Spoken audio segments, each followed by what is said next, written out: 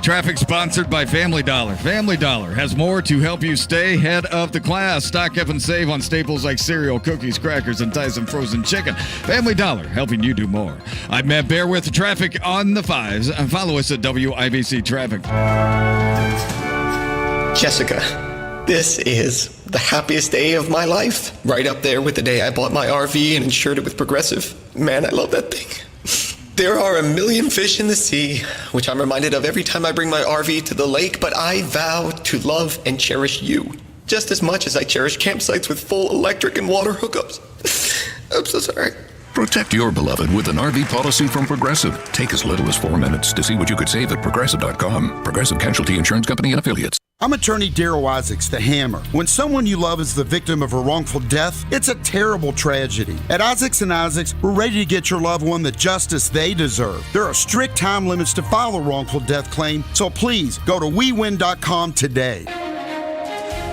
The forecast from the American Standard Cooling Weather Center. Sunny skies, warmer temperatures, still a nice afternoon today, a high of around 84. Tonight we are clear, quiet, and comfortable, a low down to 60. I'm Wish TV Storm Track 8 meteorologist Marcus Bailey for 93 WIBC. 61 and sunny downtown. I'm Kurt Darling on the level on the go and on WIBC.com. This hour on 93 WIBC, powered by Pierce Jewelers, Carmel's Diamond Engagement Ring Store. You're listening to Rob Kendall. It's an action-packed show today, Casey. Let's go! And Casey Daniels. The gang is all back together. On 93 WIBC.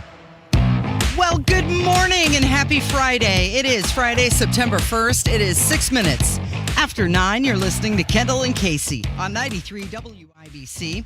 He's Rob Kendall. You can find him on Twitter at Rob M. Kendall. My name is Casey Daniels. You can find me there at Casey Daniels 317. Of course, we're both on YouTube right now. If you type in Kendall and Casey into your YouTube search bar. Want to let you know there are just a few handful tickets left for WIBC night. That is coming up on Wednesday, October 4th at the Indiana Historical Society, brought to you by Relay Indiana. So if you want to go and you want to see Rob's fabulous hair, you got to jump online right now, WIBC.com. And this happens every year. We told you a couple days ago. We said it sells out in a couple days every single year. Today will very likely be the day that they're all gone. And every year it happens where people go, what? It's sold out? Hey, can you get me a couple of extra tickets? The answer is no. This is like trying to get into a state dinner at the White House in terms of security and access. So no, don't count on us. If I'm your friend, don't count on me. I'm not helping you out. If you want your ticket to the night with WIBC, and it, like I said, every single year it happens. My Uncle Fred wanted to go so bad. Why did you wait? Get on WIBC.com right now. Literally, there was an email that went out last night that there were less than 10 tickets available. Yeah. So it could be sold out, for all I know, by right now. I mean, it happens every year, and then somebody's angry, and we are not in the console you business. So just get your tickets and be done with it. We don't have connections. We can't help you. Nobody likes us. us. We're not people. We know people. It is 8 minutes after 9, and let's talk about Donald Trump and what's going on with him. Yesterday, the Superior Court Judge Scott McAfee, he said that the president's trial for election interference in Fulton County, Georgia, will be live streamed on the court's YouTube channel. So this is just another example how things in Georgia are different from all of these other indictments. Yeah, okay. So before everybody has an aneurysm about this, I'm actually not mad about this because this appears to be on par with how legal matters in the court system are handled in Georgia, in particular Fulton County, that they do stream, regular people's events. And I've long said, unless you have some sort of something where either super personal information that could endanger either witness or defendant or whatever is being revealed, or you have, someone who needs their identity kept private, there's no reason that a court system should not be publicly broadcast because it is funded by public money. And I've said this, whether it is school board meetings or town or city council meetings or county commissioner meetings, everything that's done using public money in which action is taken should be broadcast to society. I I don't, some people are upset about this. I'm actually not upset about this as long as it's on par with what everybody else is getting in terms of treatment. And I think transparency is a good thing. I don't necessarily have a problem with this like some people do. I don't have a problem with it either, because I think it's going to allow the American people to hear and see what's going on, and they can be the jury, hear the truth, and then determine how they feel about it at the ballot box. There are two trials in terms of public interest that stand above all else. One is the Manson trial in the late 1960s, right? And then the other was the O.J. Simpson trial in the mid 1990s. And so the question will be, in terms of coverage, notoriety, and most importantly, I mean, O.J. obviously because television, cable TV was far more prominent in the 1990s than when Charlie Manson went on trial. Will this eclipse, in terms of viewership, in terms of coverage, that which O.J. Simpson received? I don't know. The O.J. thing was so captivating because, I mean, a variety of reasons. The legal dream team, everybody became celebrities. Everybody got rich off of it. I don't know if it's going to eclipse O.J., but it'll certainly be a very well sought after, tuned into sort of event. Mm-hmm. Okay, so it's going to be live streamed on the YouTube channel. Many television outlets will pick it up. They'll play snippets of it. I don't know if they'll broadcast the whole thing, but will it be more popular than the Johnny Depp Amber Heard trial? Oh, absolutely. That was another thing that was popular. I think and I don't even know how you judge this because, and I don't know what the rule is on, say, and maybe there's a media attorney who could say this. Can you take, if you're CNN, I would assume if you're CNN, you could just take a public entity's YouTube feed and just play it on your network. I would assume you can do that. So CNN, MSNBC, Fox News could run this all day like they did OJ. We could. Right. No, you're right. So if that's the case, then we'll get a good barometer, because if you remember, you're seasoned enough to remember. The OJ. Thank you for pointing that out. I would just pointing out the vast level of knowledge and life experience that you have. Sure. The OJ trial, people would literally just sit there all day and watch it on Court TV or CNN. I don't think MSNBC existed back then, but they would just sit there and watch all day, and during lunch breaks, et cetera.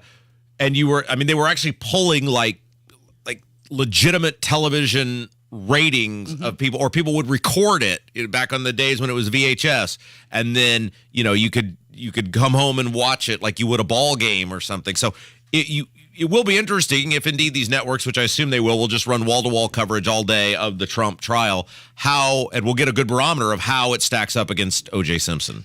One thing that I think will be interesting is, unlike the January 6th commission, you remember that was televised, at least parts of it, the court's not going to be able to scrub everything and be one-sided. We're going to hear all of it.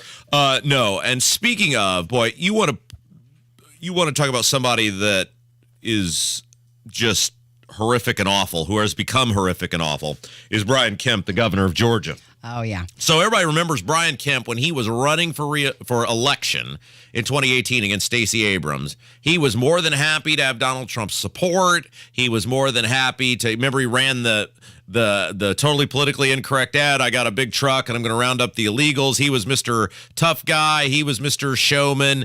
And now, boy, he just totally hates Trump. And in Georgia, there is they have a mechanism for recalling out-of-control prosecutors. However, unlike in Florida, it is a governor cannot just rule by decree. Ron DeSantis, as we've seen multiple times, has taken these lunatic left prosecutors and said, you're out of here. You're not interested in justice. You're interested in politics. We don't have that in the justice system. See ya.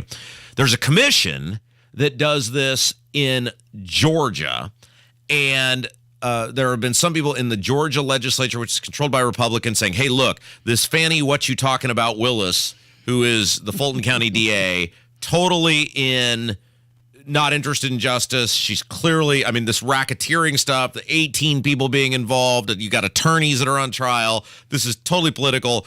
we got to do something and give the governor the power to get rid of this if this commission won't, because this is complete crap. And Brian Kemp is an insufferable person, not because he doesn't want her removed. That's bad enough. But it is his totally flippant nature, as though he is acting like she's totally above board. You can hate Trump all you want, think he's a greaseball and a scumbag and whatever else. Fine, great, don't care. But for him to act like, because he hates Trump, that what you talking about Willis is doing is not way worse than what Trump is accused of doing is completely ridiculous. He had a press conference about this yesterday and said this. Up to this point, I have not seen any evidence that D.A. Willis's actions or lack thereof warrant action by the Prosecuting Attorney Oversight Commission. But that will ultimately be a decision that the commission will make. Regardless, in my mind, a special session of the General Assembly to run around this law is not feasible and may ultimately prove to be unconstitutional. The bottom line is that in the state of Georgia, as long as I'm governor, we're going to follow the law and the Constitution, regardless of who it helps or harms politically.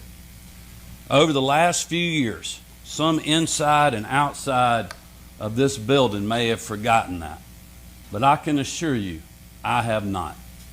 The oath I took with my hand on the Bible that's right behind me in January of 23 is the same Bible that I took in my inauguration in 2019. And in Georgia, we will not be engaging in political theater that only inflames the emotions of the moment. We will do what is right. We will uphold our oaths as public servants. And it's my belief that our state will be better off for it. Okay, real quick, I'd like to point out Kylan is in for Kevin today, and she's already doing a more outstanding job than Kevin. She is giving us cues on when the audio is over. Kev is usually asleep during the audio, so great job, Kylan. Did you hear, and this is what I've said for a long time, if you, like in Indiana, the Republican Party infrastructure, I'm talking about the establishment, donor, lobbyist class of the Republican Party, would rather have Democrats than conservatives in public office because they hate conservatives more and liberty-minded people than they do Democrats. So for all these people who are like, oh my gosh, I can't have a Democrat in there, I've got to vote for total zeros like Todd Young. Well, they hate you, so they are happy to take your vote because they actually despise you and they'd rather a Democrat be in there than you get what you want. This is another example of that. This guy, Brian Kemp, when he was running for election, I got a big truck. I'm going to round up illegals. Oh, where in the Georgia Constitution does that exist, buddy? No, of course it doesn't. But now, because he hates Trump, he would rather left-wing lunatics like Fannie What You Talking About Willis. Oh, I see nothing political about this. I can't even say that on these airwaves. I would get in trouble. What a just disingenuous piece of garbage. Yeah, he's saying there's nothing unethical or illegal about what she's doing.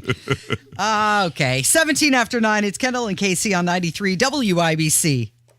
Hammer and Nigel. Did you know Joe Biden had an alcohol czar? The booze czar is warning Americans to limit themselves to just 2 beers per week under strict new booze guidelines. What? A warning that drinking more led to a 1.4-fold rise in someone's risk of heart disease. You know how I know that's bullcrap? Because it's the Hammer and Nigel show. Hammer and Nigel, weekdays 3 till 7 on 93 WIBC and WIBC.com. Stop right now and ask yourself, what is most important to you? Hey, this is Casey Weed at Howard Bailey Financial, the official wealth management partner of Notre Dame Athletics. We believe in developing retirement plans driven by what is most important to you, your purpose. Then we can build what we call your financial life plan, made up of 4 main pillars: liquidity for emergencies, income to last a lifetime, flexibility to adapt, estate planning to maximize your legacy, and finally, tax planning to maximize what you can spend and pass on. To learn more about saving on your taxes, get your free digital tax guide. Just call or text TAX42 to 866-482-9559. That's TAX42 to 866-482-9559. Notre Dame Athletics was compensated for this endorsement and is not a current client of Howard Bailey. For more information, please visit howardbailey.com/ND disclosure. disclosure. Investment advisory services may be offered through Howard Bailey Securities LLC, a registered investment advisor. Working with Howard Bailey Securities LLC cannot guarantee investment success or that specific financial goals will be achieved. Reggie was a nurse for 16 years. I had become very burnt out. I wasn't making good money. Then it happened. There was an ad for My Computer Career, and it just spoke to me. My Computer Career was the best decision he ever made. I could study anywhere from my laptop, and I was working in the first couple of weeks of me being in class.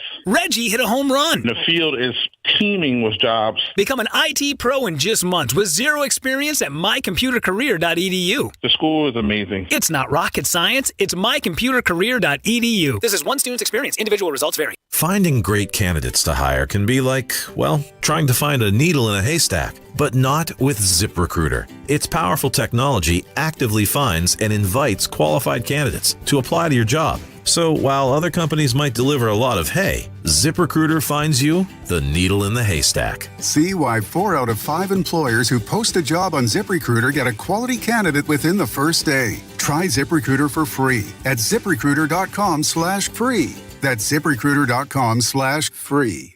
Is your Generac home standby generator overdue for annual maintenance or an oil change? Schedule an inspection with a certified tech at Generator Supercenter to ensure your Generac generator is ready when you need it most. GeneratorSupercenter.com. Pierce Jewelers is the best family-owned jewelry store in Carmel. All jewelry and watch repair, appraisals, and custom design are done in-house. Shop local, shop smart, shop Pierce Jewelers.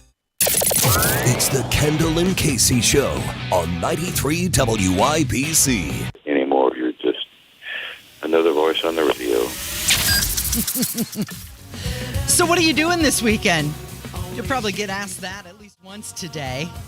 Work. Yeah. That's what I'm doing this weekend. That's what you do every weekend. Same thing.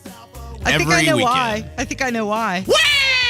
Well, because you have a baby and because the prices of everything are sky high. 21 after 9, it's Kendall and Casey on 93 WIBC. Gas prices continuing to be a pain at the pump. Yes. Okay, terrible. The national average for gas, $3.81 per gallon. And AAA saying that drivers are shortening their travel distance. On average, people would used to drive 500 to 1,000 miles over a holiday weekend. Yeah. And now the average trip is between 50 and 200 miles. Okay, so 500 miles. That's round trip. Mm-hmm. What is that? That'd be like going to... Is Kansas City 250 miles? Is that right? Is that close? I don't know. Anyway, further than going to Chicago, that's for sure. Mm-hmm. That is wild to me that people actually drive that far. Yeah. Well, you got a three-day weekend, right? You can get there and back. It takes a whole day to go 250 miles. But the point of all this is the gas prices are completely out of control, and there's no need for any of it. This is all of our own making. This is all of our own doing. And I think that is what is so frustrating to so many people. There are certain things that happen in society and in life that are beyond anyone's control. So like in the aftermath of 9/11, I think society looked at that and said, boy, those a-hole terrorists, they blew up our buildings. And now, American life is going to be disrupted and, flights are grounded and sports are canceled. And people said, this sucks, but this is what happens. Let's try to rectify this situation and move forward as best we can. Something like this, though, and I'm in no way trying to equate the price of gas to what people went through on 9/11. But what I'm saying is the American public at large looks at this and says to itself, this doesn't have to be this way. We are doing this. We are in this position based on the decisions made by our government, and they are not life or death decisions. They are decisions made to support an agenda, and that agenda is clearly not our financial well-being. Well, AAA is saying part of the problem is because OPEC instituted production cuts. There was also that refinery that caught fire in the South. So that's affecting a lot of people in the South and Southeast of the country. Many people are saying it has to do with inflation. 61% of people are less likely to travel this holiday weekend because of that inflation. They've got to put that money towards rent and towards groceries rather than gasoline. So the average price of gas nationwide is $3.81. It's a little cheaper than that here in Indiana. I saw it at the sketchy gas station near your palatial estate for $3.59. Nice. And so on my way home, I think I'm going to stop and get some of that and visit with some of the locals who are just very upstanding members of society, and always enjoy that. Yeah. It's like a grab bag when I stop at that gas station near your house. You never know what you're going to get. I mean, you hear a lot of unique backgrounds roaming around there in the parking lot. But regardless, let's say without those things, gas was $3 a gallon. There's no need for that. We are the wealthiest, most rich country, arguably in the world, in terms of accesses to resources necessary, things we can pull out of the ground to make the price of gasoline more affordable. There's no need for gas to even be $2 a gallon if you want to have an honest conversation about it. All of these things that are driving the price of gas come from the government on two fronts, either taxes. Like here in Indiana, where 60 cents plus of every gallon of gas you buy is taxes instituted by the Indiana Republican Party. Without those greedy backstabbers, what would gas be? Well, then that gas would be $3 a gallon instead of the $3.59 I'm about to pay. That's number one. And that's not Biden's fault. Holcomb and Hupfer and the rest of the good time fun gang, Rod and Todd, the Flanders boys, and the General Assembly, that's not Biden. You don't get to blame that on Biden. The gas tax has nothing to do with Joe Biden. That's you and you being greedy, number one. Number two are the policies of this government, the U.S. government, which says because of these green radical maniacs, we are going to institute, and it's not just we care about the environment policies. These are deliberately crippling policies designed to make your gasoline more expensive. Okay, so right now at WIBC.com, there's an article on the side piece saying 55% of Americans plan to spend less this Labor Day weekend amid economic worry. And of course, many people very concerned about their job security. 23% saying that they're concerned about their job security, whether they will be working. However, 87% of people want a raise to keep up with inflation. Why is that not 100%? Other than buying a mattress, which, by the way, speaking of buying a mattress, my mattress that I got, my Tempur-Pedic that I got from Thompson Furniture. Working out for you? It's awesome. Good. It's just absolutely great.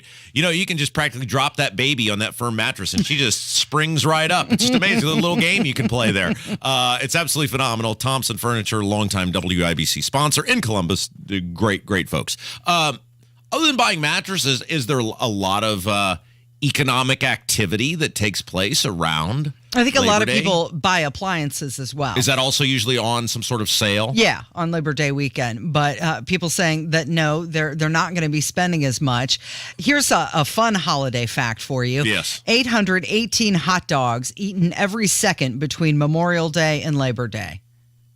No kidding. Yeah. Hey, what's the deal? Is Labor Day the one you can't wear white after Labor Day? Is that right? Yes, correct. That's a pants, shoes. You're not supposed to. Yeah. That's an old tradition. Is there a reason for that? It signifies summer, warm weather, and now we're heading into fall. It just sounds You do what you want to do, though. You wear what you want to wear, up. okay? Yeah, I wear the same thing every day, Casey. It is 9:27. You're listening to Kendall and Casey on 93 WIBC. If there's anything better than getting a few of your favorite things from McDonald's, it's getting a few of your favorite things from McDonald's for less in the McDonald's app. Delicious. Order in the McDonald's app today. Ba-da-ba-ba-ba. When the Colts score, so do you. Buy one Big Mac and get another on us when the Colts make a field goal. Only in the McDonald's app. Offer valid day after Colts game at participating McDonald's. Valid once per day. Must opt into rewards. Wake up, people. You are optimizing every waking hour of your life. From carpooling kids, to work, to friends, and everything in between. You have to get sleep. And a bed that can perform as well as you do. Meet the next generation Sleep Number Smart Bed. It effortlessly adjusts to your shape, position, and movements. Learning how you sleep, so you learn to sleep better. Night after night. Sleep next level. Only from Sleep Number. Don't miss our Labor Day special. Save 50% on the Sleep Number Limited Edition Smart Bed, plus free delivery when you add a base. Ends Labor Day. There is still time to get a patio this season. Don't wait to get the patio you'll love from Indy Decorative Concrete. Get on the books now for a patio this fall. Indy Decorative Concrete, the patio experts. Changing the way Indy thinks about concrete. Let us send you your home's value today. Go to HoosierHomeValues2023.com from Crossroads Collective, title sponsor of the first day, Sundays 11 to 1. Your Indiana adventure is near. Come to Grant County this year. Discover the Cumberland Covered Bridge Festival in Matthews, September 9th through 11th. Cross over the historic 1877 covered bridge for antique engines and tractors, live entertainment, and mouth-watering food. Then check out the cool rides at the Classic Car Show Sunday at the Matthews Community Center. Get details at showmegrantcounty.com. Grant County, Indiana. Classic cool. Indiana adventure is near. Come to Grant County this year. Have you lost Indiana Medicaid? At healthcare.gov, you can find a low-cost, quality health plan. Do plans cover doctor visits? What about emergency care? And prescriptions? All covered and more. Plus, with the new law, 4 out of 5 customers can find a plan for $10 or less per month with financial help. Healthcare.gov is here for you. Enroll today for coverage starting the 1st of next month. Paid for by the U.S. Department of Health and Human Services. 93 WIBC Mobile News. On the level, on the go. They want more money. It's 63 and sunny on Monument Circle. I'm Kurt Darling for Sundown Gardens. Here's what's trending at 9:30. President Biden is asking Congress for another $4 billion for disaster relief. Biden last month requested $12 billion for FEMA's disaster relief fund, but the White House Office of Management and Budget says now it needs a total of $16 billion for that fund. That's after the recent disasters in Hawaii, Louisiana, and Florida. The jobs market appears to be cooling off in the U.S. Fox's Jenny Casola. There were more jobs created than expected last month, 187,000. The unemployment rate rose to 3.8%. The higher rate may reflect more people entering the workforce, though the report also revised job creation lower by 110,000 in June and July. Economists have been hoping to see the employment situation slowing but holding up, not slipping into recession. Jenny Casola, Fox News. And now the stock report off of that jobs report. Stocks are in the green to start the day. The Dow was up 168 points to 34,960. The Nasdaq up 106 to 15,645. And the S&P 500 is up 28 to 4,544. I'm Kurt Darling on the level, on the go, and on WIBC.com. JV here for Sundown Gardens. The Sundown Gardens Labor Day sale is here. Fall is a great time to plan and schedule for retail installation is filling up quickly. This week at Sundown Gardens, 50% off all concrete and glazed pottery, statues, and fountains, and 20% off all trees and shrubs in stock. Get ready for a great fall season at the Sundown Gardens Labor Day sale this week. Sundown Gardens, 186th and Spring Mill Road. That's sundown.gardens.com. Sundown Gardens is closed Labor Day. You're listening to the Kendall and Casey Show on 93 WIBC. Trump leads, Biden re-election bid is in trouble. That's the headline. 9:32. It's Kendall and Casey on 93 WIBC. This is a new poll that came out, and in it says Donald Trump leads President Joe Biden in a head-to-head matchup for 24. Trump top Biden 44% to 43%. This was a poll conducted by YouGov and published in The Economist. And in it, it said 63% of American citizens do not want Biden to run again. No kidding. Well, and we talk about polling all the time, that polling is but a snapshot of a moment in time. It's almost like, remember how they used to put cartoons together with a booklet, and when you each individual, through it? Yeah, each individual drawing didn't mean much, but when you flipped through it all, then you had a cartoon. Sort of the way polling works. One poll doesn't mean a whole lot. However, when you see 4, 5, 6 polls telling you the same thing, then you kind of get a trend of where society is. And what this poll says is the same thing that now multiple polls are saying, which is society really doesn't want to choose between these two. And basically, the first party to move away from one of these two probably could win this thing running away. However, neither party seems willing to move away from either of these two people. Okay, so Biden is getting in the weakness area. 65% of people see him as weak. However, with Trump, it's 65% see him as strong. Isn't that interesting? They're totally tied. One's weak, one is strong. Same number. The total was, it's negligible. Technically, though, somebody has to win. So Trump is at 44, Biden is at 43. And what is fascinating is society is going to have to make a choice because Trump's negatives are baked in at this point. Mm-hmm. There's nothing, whether Trump is convicted, whatever, 44%. If you are for Trump at this point, it just doesn't matter. So Trump kind of has hit a floor of 44%. Now, what will be interesting is if Trump can somehow finagle out of some of these charges and at least keep the thing going until Election Day, does that improve him? Because I feel like Biden has nowhere to go but down and Trump has nowhere to go but up, because there's going to continually be new things that come out about Biden, especially if the House continues, even though we all know they're not going to actually impeach him because, we haven't even made it to the inquiry yet, and it's been eight strong months, Casey. But if the news keeps coming out and they can continue to put this out in the ether about how corrupt and awful Biden is, he's certainly not going to go up based on that. Trump, I feel like if you don't hate him by now, you're not gonna. There's nothing else that's going to come out about him where you're going to be like, that's it, I'm done with him now. So I don't know. I think this is interesting. It appears neither party, which is why our founding fathers warned us about political parties, is listening to what the people are telling them, which is first one to dump one of these old geezers is going to win. Mm-hmm. So in this poll, they say a majority of Americans, 55%, don't believe that Biden cares about them. And, no kidding. When he says things like no comment in regards to the fires in Hawaii. And I wonder if that's why he's making a beeline down to Florida very soon, much quicker than he ever went to Hawaii. But we've heard a lot of names being tossed around, like Gavin Newsom, yes. Right? I saw the first headline last night, I believe it was the Washington Post, that said the DNC really needs to look at a Whitmer-Warnock ticket. Yeah, people get on these fantasy islands about things that aren't going to happen. If you think about a realistic who would it be if it were not Biden? I think Gavin Newsom is realistic. I think Kamala is realistic. And I think that's about it. I don't think Michelle Obama clearly has an interest in it. There has been no behind the scenes finagling that is usually associated with that. I just don't think she has an interest in it.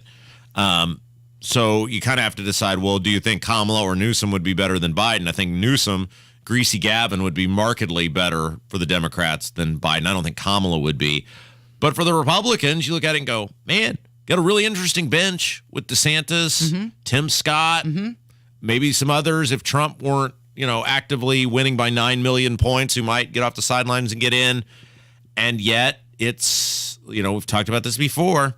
It's like you could have any normal woman in the bar, and you're going to pick the most crazy one because, between the hours of midnight and 3, that's just a euphoria that is indescribable. But wow, the other 21 hours of the day, boy, that's a wild and wacky ride you wouldn't wish on your worst enemy. Some juice not worth the squeeze. I think it's really interesting in this poll how they list everybody. They just say Trump sitting at 51%, DeSantis 14%. But then they go to describe everyone else. Entrepreneur Vivek Ramaswamy 5%, former South Carolina Governor Nikki Haley 4%, former Vice President Mike Pence 3%, Senator Tim Scott from South Carolina 2%, former New Jersey Governor Chris Christie 2%. Everybody else gets their resume with them except for Trump and DeSantis. Them, it's just their name, flat out. All right, let's talk about what's going on with the Senate Minority Leader Mitch McConnell. He's been cleared to resume his, quote, schedule as planned after he froze for more than 30 seconds while he was fielding questions from reporters in Kentucky. This happened on Wednesday.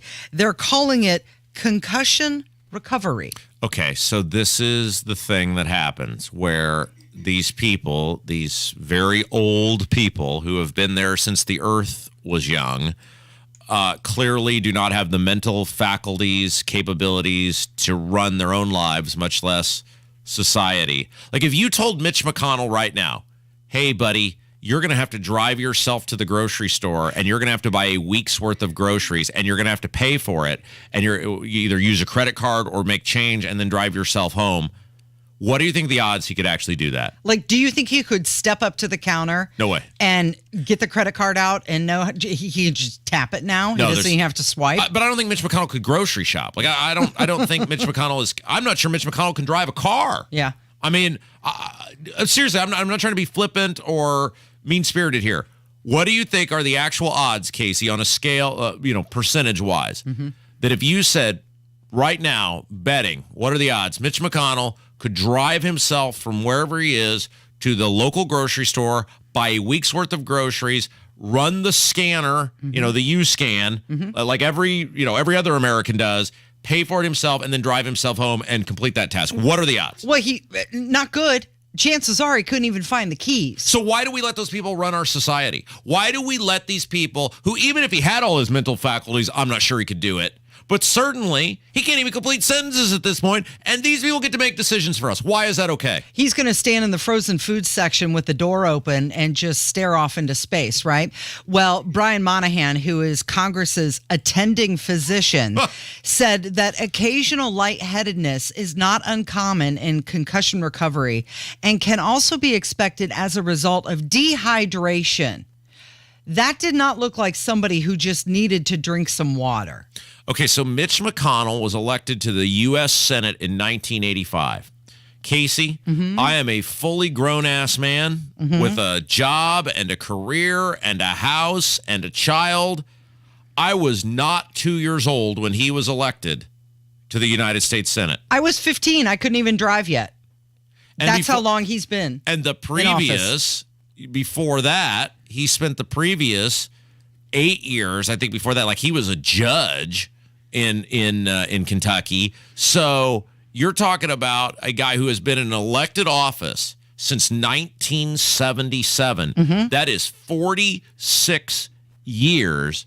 He has been lording and ruling over other people, and that is pathetic that a guy that is his age, who has been there that long, who now cannot on the regular complete sentences, is still in not only a position of power, but he's one of the 4 or 5 most important people in the United States Senate.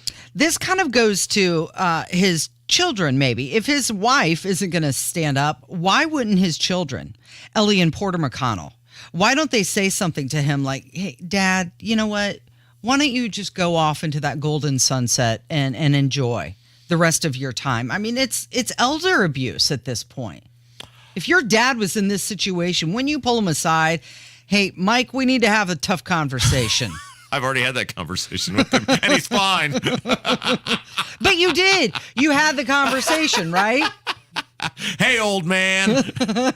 Good morning, Mike. Yes. Okay, so let's take a break. Hey, when we go to a break, this week is our AI week, where my wife has just been having a fabulous field day in her spare time, creating these AI images of people we have fun with on this radio show. And the premise of the AI is, what would they look like as a real person in the various descriptions that we give them on this radio show. So things are so exciting at the Kendall house. House. My gosh, it's just great. I mean, no joke. Like, and I know nothing about computers, so I have no idea what she's doing, but she will just sit there with her little thing, and then she'll just start laughing. And I'm like, what are you doing now? And she said, I'll show you in a minute. She did one for Biden yesterday. Right. And so as we go to a break, if you give it about 1 minute and then you head over to @RobMKendall on Twitter, I'm going to post the Biden AI that she created, she's now naming her portraits, and she is calling this one No Comment. No comment. Yes. As you go and view it, I want you to pay special attention to the ice cream cone. 9:43 with Kendall and Casey on 93 WIBC.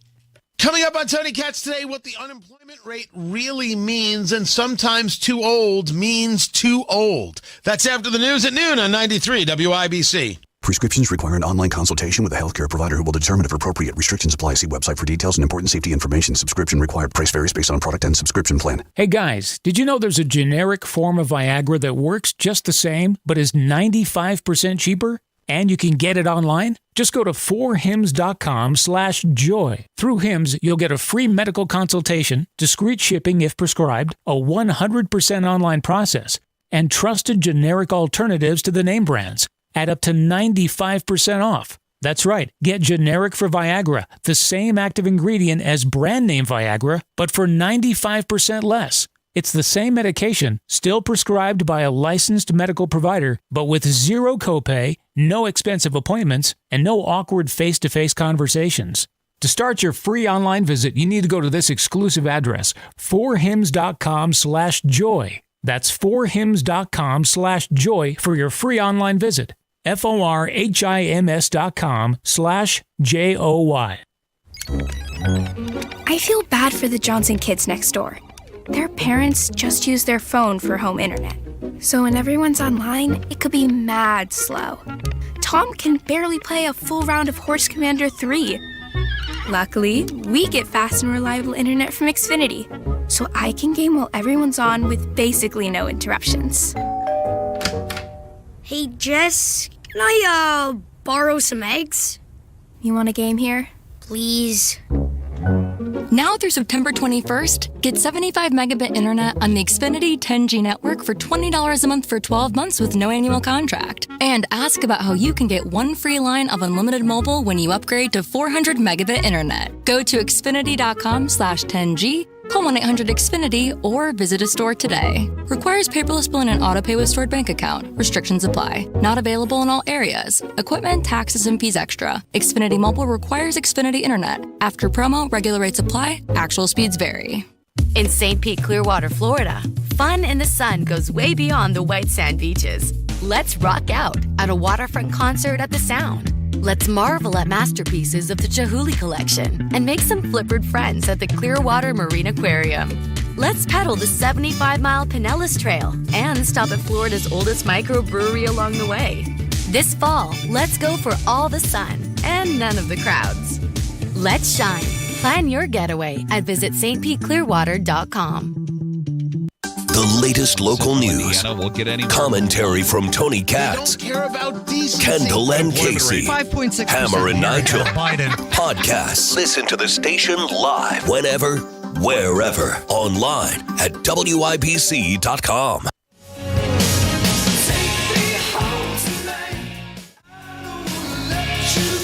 Families crossing the U.S. border illegally have reached an all-time high just this month, 9:46. Good morning. It is Kendall and Casey on 93 WIBC.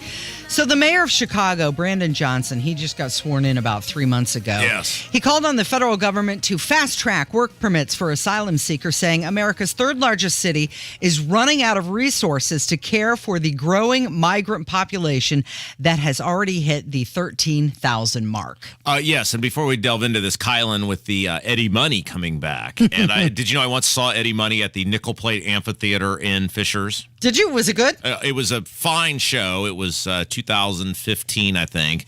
And what I remember about it is every song Eddie Money played, he would shout, "This one's for the troops." Oh, well, that's nice. Every single one. Well, basically every single one. It was for the troops. And some people who remember Eddie Money towards the end remember he was a little squirrely, but every song was for the troops. All right, so yes, getting back to this. So Chicago is a leftist cesspool. It is run by total maniacs and lunatics. And look, there's a difference, okay? Sometimes we use these words and people go, "Oh, you're so mean to all the Democrats." Now, there's a big difference between being a Democrat and being what these people who run the city of Chicago or New York or Los Angeles are. These people are Marxists, they're communists, they're completely invested in the destruction of America and the American way of life. They genuinely believe America is an evil, awful place, and they want to see it burned down and rebuilt in some bizarro, sick, twisted image that they see fit. And if you don't believe me, just look at their public policy.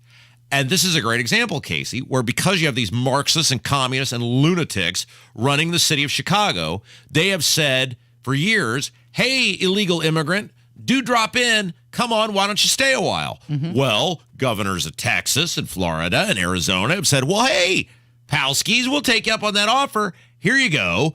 And now these places like Chicago are in a huge bind because, well, now they can't be like, "No, you got to go back." Now they're begging for more help, money, right, whatever. And these residents in the city of Chicago are like, "Wait a second.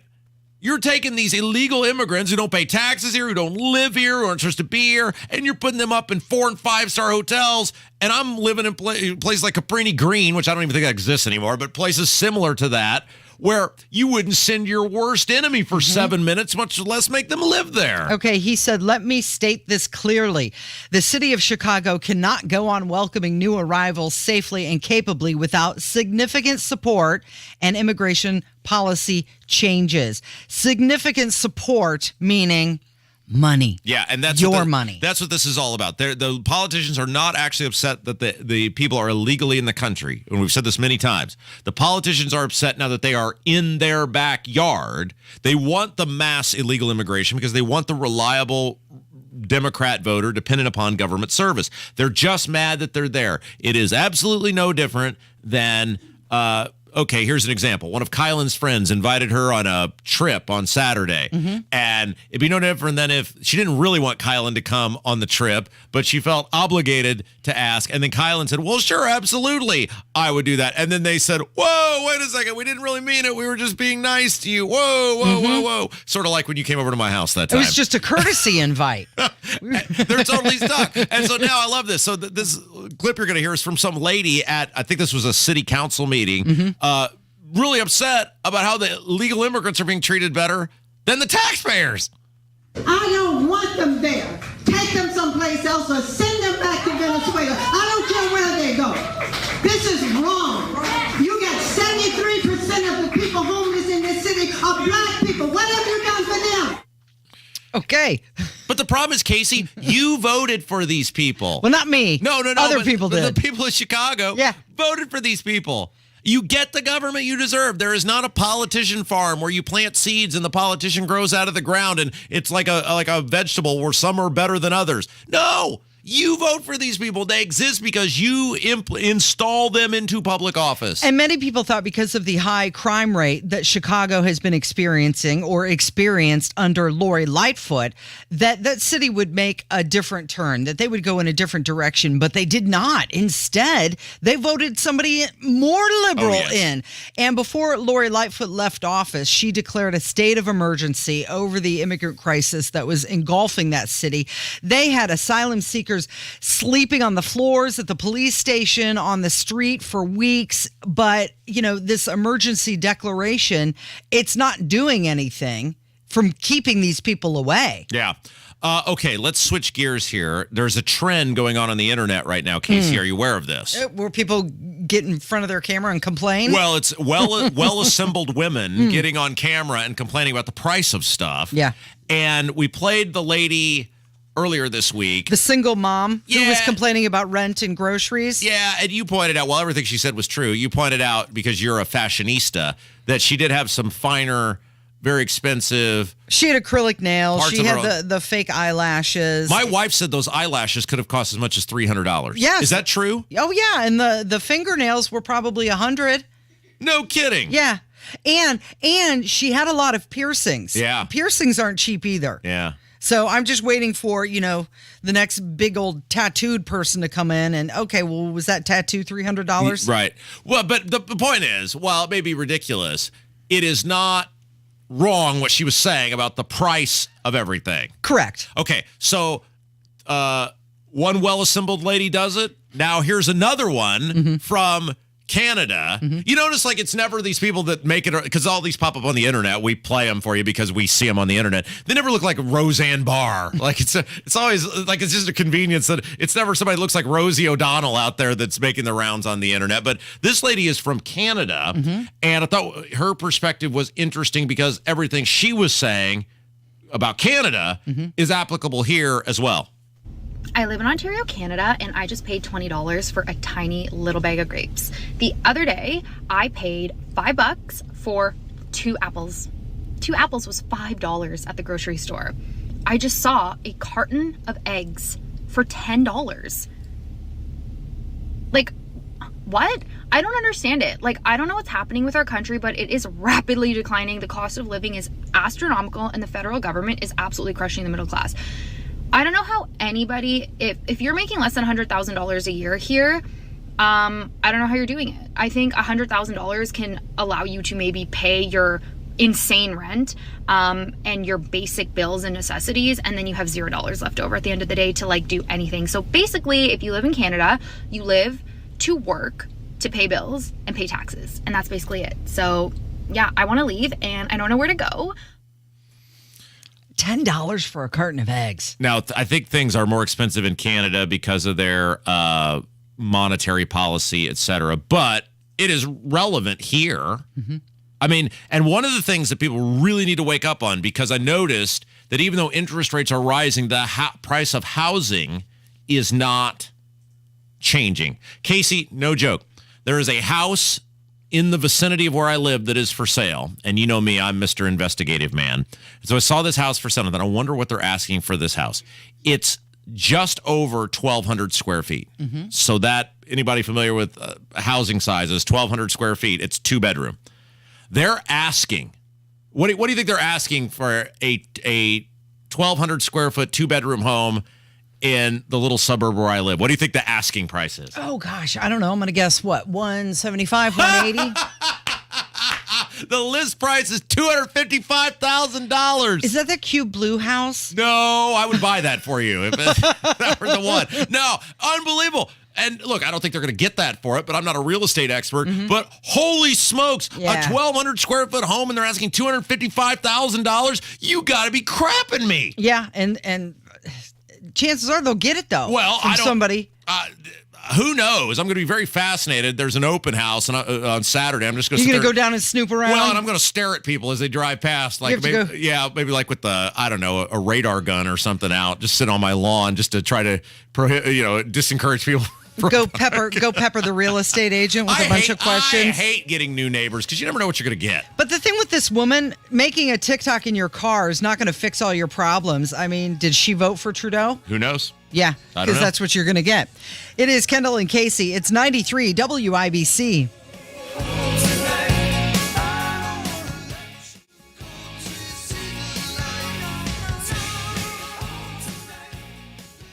Hi, this is Denny Smith for Zerorez. And how about tackling those ugly summer stains on those carpets? More than that, your carpets are the largest air filter in your home and can hold 4 times their weight in dirt. Where do you think everybody sneezes, wipes their shoes, and drops food? That's right, your carpets. And the kids are headed back to school, and the germ pool there means even more sniffles and sneezes. It really is a great time to clean the carpets, and it's quick and easy to schedule them online by phone. Nobody but Zerorez has the patented electrolyzed ZR water that cleans with no soap, no harsh chemicals, and no residue to attract more dirt. They can even clean your ductwork to help you breathe easier. Duct cleaning improves the air quality in your home as well as the efficiency of your HVAC equipment and reducing energy costs. Call Zerorez today and mention WIBC. You'll get 3 rooms of carpet clean for only $139, and they'll give you a free hallway and $50 off air duct cleaning too. For a smarter, lasting clean and really easy scheduling, call 388-5141 or visit ZerorezIndy.com.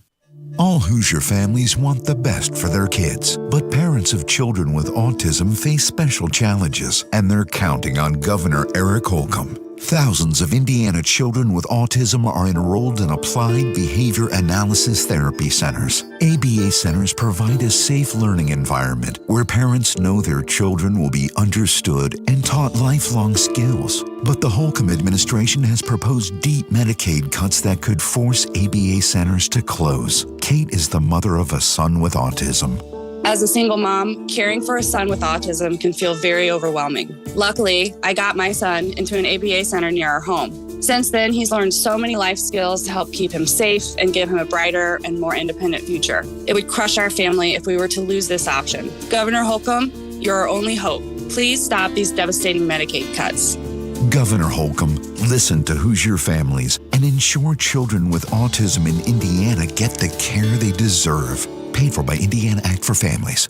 Hey, it's Jesse Kelly. When a restaurant closes, my reaction is, that sucks. They had good steak. When regional banks close, or 3 of them close overnight, it freaks me out. This is why I have my own personal gold reserve. It's part of my personal protection plan. Call my friends at Oxford Gold Group. Call 833-404-GOLD. 833-404-GOLD. That's 833-404-GOLD. If there's anything better than getting a few of your favorite things from McDonald's, it's getting a few of your favorite things from McDonald's for less in the McDonald's app. Delicious. Order in the McDonald's app today. Ba-da-ba-ba-ba. When the Colts score, so do you. Buy one Big Mac and get another on us when the Colts make a field goal. Only in the McDonald's app. Offer valid day after Colts game at participating McDonald's. Valid once per day. Must opt into rewards. Garage Doors of Indianapolis is everything that's right about Central Indiana. They've been locally family-owned for 50 years, helping our local economy remain strong by employing 70 families. Garage Doors of Indianapolis is proud to do business right here in the great state of Indiana. They're a conservative-minded company that shares our values and stands by their products and services. You can call Garage Doors of Indianapolis today for service today. 875-4577, 875-4577, or visit doorstoday.com. A court appearance this morning for many of those arrested in FBI raids yesterday and who Republicans have selected as their next leader. I'm Kurt Darling. That and more coming up from the Peterman Brothers Heating, Plumbing, and Electrical Studios. You're listening to 93 WIBC, WIBC HD1 Indianapolis. It's 10 o'clock. More hiring and more unemployment than expected. I'm Dave Anthony, Fox News. We got both in this morning's report. There were 187,000 jobs created last month, but the government revised June and July down 110,000. The unemployment rate rose to 3.8% as more people looked for work. The average hourly wages increased 4.3% year over year, but that number's still too high for the Federal Reserve and pushing inflation. Now, the concern for small businesses here, though, sits with new wage rule that's put forth by the Labor Department. The National Association of Home Builders says the new rules will force companies to pay more workers overtime and basically use union wages as a national rate when only about 11% of, say, the construction industry is unionized. Fox Business Network's Edward Lawrence at the Labor Department. On Wall Street, stocks are rising. The Dow's up 165 points. A new record has been set at the border as illegal crossings rise again. The Washington Post reports there were 177,000 apprehensions last month. 91,000 of them were coming to the U.S. as part of a family group, an all-time high. Why are all the families coming? Sources tell me it's to avoid expedited removals that mostly single adults are facing. And the fact, guys, that when a family claims asylum, only one of them has to have a positive adjudication for the entire family to be able to stay, so they're trying the strength in numbers approach. Fox's Griff Jenkins. It's another tough morning for Hurricane Idalia victims, especially along Florida's Big Bend, Gulf Coast area. Fox Weather's Max Gordon is there. Now that the water has subsided, the cleanup here on Cedar Key has begun. People looking amid flooded out buildings for anything they can salvage and pushing out mud and silt. Lines of debris piling up. Sentencing just getting underway for another Proud Boys member convicted for his role in the 2021 Capitol riot, Dominic Pizzola. Ethan Nordine will be sentenced this afternoon, the day after two other Proud Boys convicts were punished. One got 17 years in prison, 15 for the other. America's listening to Fox News. 93 WIBC Mobile News. On the level, on the go. They face a judge. It's 67 and sunny on Monument Circle. I'm Kurt Darling. Here's what's trending at 10:02. Several of the people arrested in drug raids by the FBI in Indianapolis Thursday will be in court this morning. Not among them, at least not yet, is Gregory Henderson Jr. He's on the run after the feds raided homes and seized drugs, guns, and 75 dogs. The dogs were being trained to dogfight, they say. Henderson is facing several charges in those raids.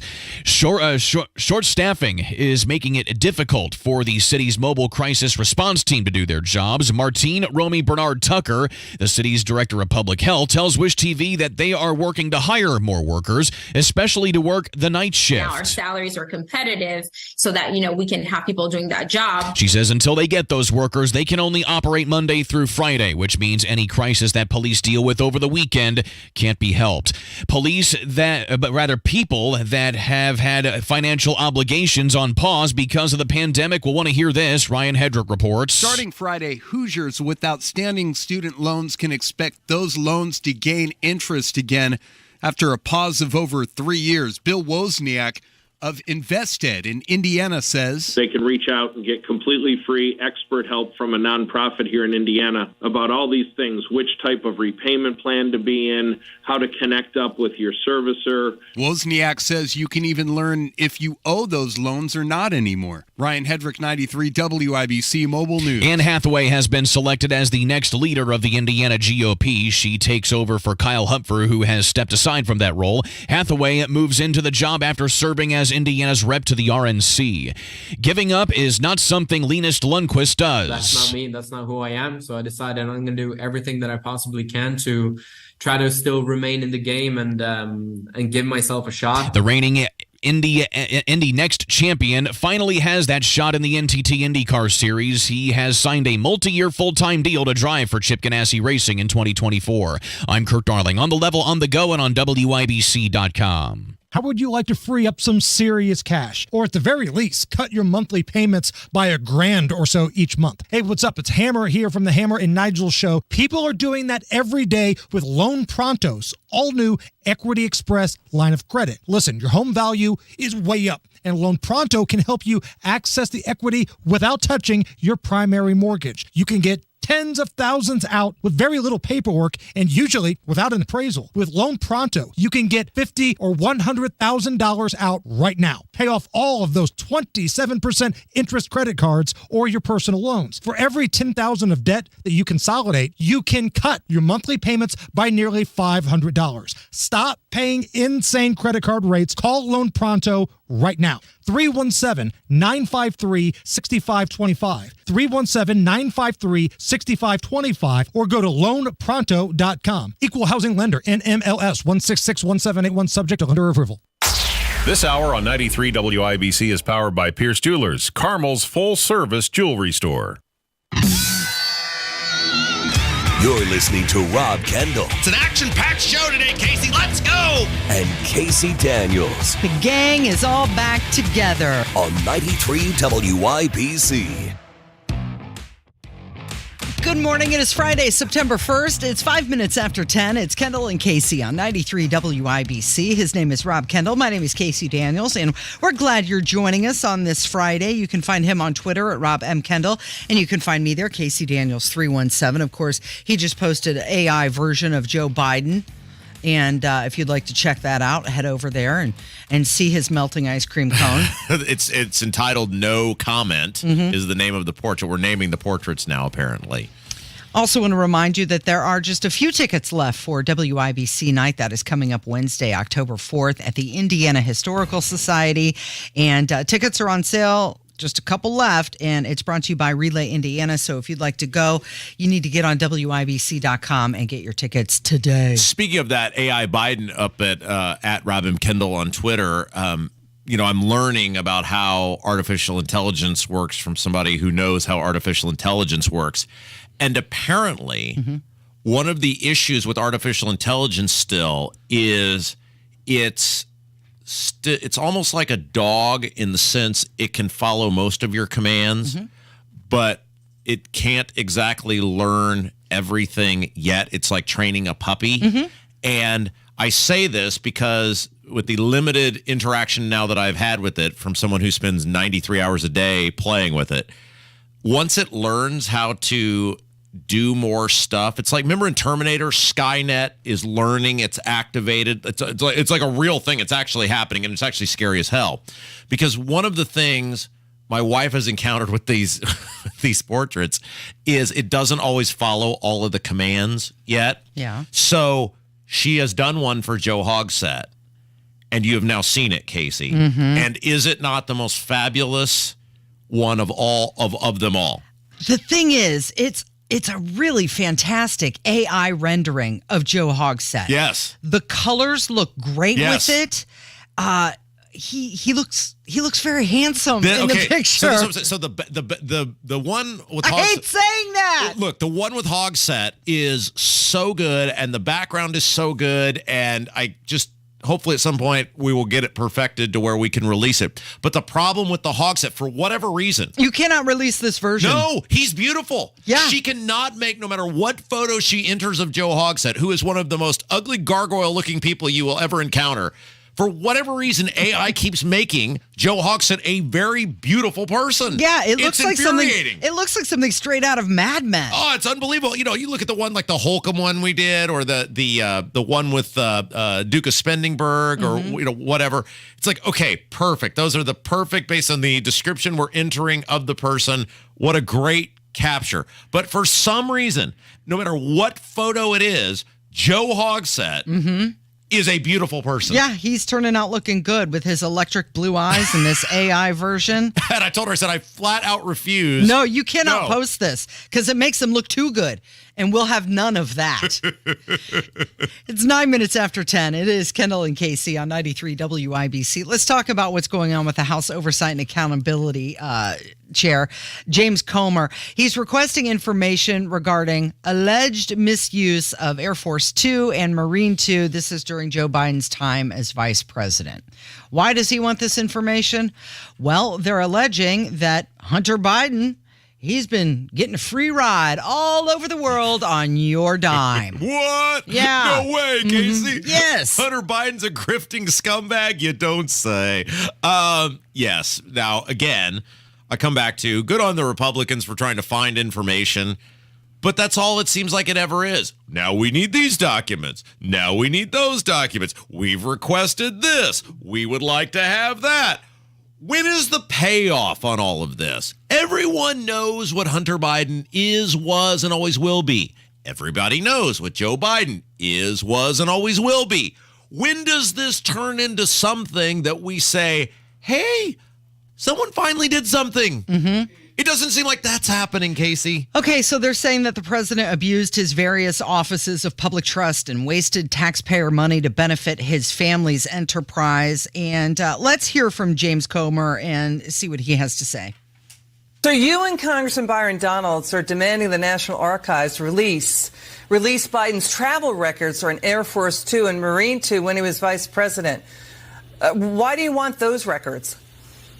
Because the president hasn't been truthful about anything pertaining to his son. He said his son never got any money from China. We learned that was blatantly false. He said he never spoke to any of the crooks who were wiring money to the president's son. We found that he spoke to all of them. Now we found that he was traveling with the president, then vice president, to these countries to try to help these people who were sending money. I don't think anyone in America believes that these foreign nationals were just sending the Bidens money to their shell companies out of the goodness of their heart. These were all people who were being investigated for corruption in their countries, whether it be Romania, whether it be Ukraine, whether it be Russia. All of these people that were sending the Bidens had one thing in common. They were in trouble. They were bad people in trouble in bad countries. They were paying Hunter Biden to receive help from Joe Biden through the administration to help them get out of trouble. Okay, so Hunter Biden's been jet setting all over the world, lining his pockets. He's been doing it on your dime. Of course, the National Archives now has admitted that they have about 5,400 emails from Joe Biden's VP days where he's using his aliases, right? Joe Biden, Robert L. Peters, Robin Ware, and J.R.B. Ware. And that's my favorite one. J.R.B. Ware. Is it J.R.B. Ware? But what I heard was because this was all done under the Obama administration, they have to have Obama sign off on the release of all of this. Yes, boy, that's a convenient little catch there, isn't it, Casey? Well, and they gave him 3 weeks to either approve it or, and we're 1 week in. Uh-huh. So now Comer's saying we're giving him just a few more weeks. Uh-huh. He's got to determine whether he's going to release these emails. So think about this. On the second impeachment, they impeached Trump faster than Comer can even get these documents. Right. And this is why people just have lost all faith in the Republicans, because when it's the Republicans, it's, well, we got to go through the process, and we're a nation of laws, or whatever phraseology they're using. Hey, when it's the Democrats, guys impeached in 2 weeks. Okay, so Marjorie Taylor Greene, she came out and she said she would not vote to fund the government this month without an impeachment inquiry against Joe Biden. Of course, the White House saying that she's extreme and hardcore fringe. Can we get off this for a second? Because I'm going to just do... Because it's Friday and you're done with it? You know how I get when I have to spend too much time talking about the Bidens. You think Ron DeSantis has been listening to our show? I do. Why? Okay, he was giving an update on the damage from Hurricane Idalia, right? And by all accounts, he's done a fabulous job, as he did with the previous hurricanes, right, leading the state through the disaster response, et cetera. Showing his leadership, and he's gaining a lot of good points. People are paying attention, and that's something that I said long ago before the debates. Like, look at his leadership, how he runs his state in times of emergency. Well, he was giving an update, and you have often complained you don't like the sound of his voice. Yeah, it's very beta. It's very, very beta. You think he sounds a little whiny? Yeah, he's a little wimp. high-pitched, Wimp, right? yes, very wimpy. Now, I don't know if he had a frog in his throat, or maybe he's just tired because of the hurricane that came through and he's been working diligently. But in this update, his voice sounds different to me. We are working. You ready to hear it? Let's hear it. Okay. We are working hard to restore power across the state of Florida. As of 6 a.m. today, there are approximately 146,000 power outages reported across the state, but power is being restored quickly. Thus far, 420,000 accounts that lost power during the storm have been restored. And the bulk of the outages at this point are in that Big Bend region, a lot of the rural counties that bore the brunt of the storm. Yeah, it's way better. It's deeper, isn't it? That's way a million times better. He should just use that voice going forward. I don't know if he's talking slower. You know how on your podcast you can play it slower or faster based on how quick you want to get through it. Mm-hmm. You slowed it down. You used to do it with the cassette tapes all the time. He should totally do that. Whatever he's doing, just henceforth go forward with that voice. That's way better. I think he's taking your advice. Absolutely. He's just slowing it down just a little that's way bit. better. All right, when we come back, Casey. Yeah. So Dave Portnoy, he's the Barstool guy. Mm-hmm. He is Tucker's guest this week on his Twitter feed, and he said something that proves something I've been saying for many, many years. Actually, two things that I've been saying for many, many years on this show, and it was so nice of him to 100% prove my point. It's Kendall and Casey on 93 WIBC. Wednesday, October 4th. Clear your calendar because it's happening again. One night only. Tony Katz. I avoid the use of the words dumb and stupid. Kendall and Casey. They're just strapping you in. Go for it. Hammer and Nigel. It's loud, it's chaotic. And special guests. It's the 2023 edition of A Night with WIBC. Brought to you by Relay Indiana. It'll be informative. It'll be funny. It won't be PC. Tickets on sale now at WIBC.com. When a cold comes on strong, knock it out with Vicks DayQuil Severe for max strength daytime relief. Just one dose of Vicks DayQuil Severe starts to relieve 9 of your worst cold and flu symptoms to help take you from 9 to none. Power through your day with Vicks DayQuil Severe, the daytime non-drowsy, coughing, aching, fever, sore throat, 9 to none medicine. Use as directed. 24/7 ER care for kids available at Riley Children's Health at IU Health North in Carmel. It's the Kendall and Casey Show on 93 WIBC. All I need are some tasty waves, cool buzz, and I'm fine.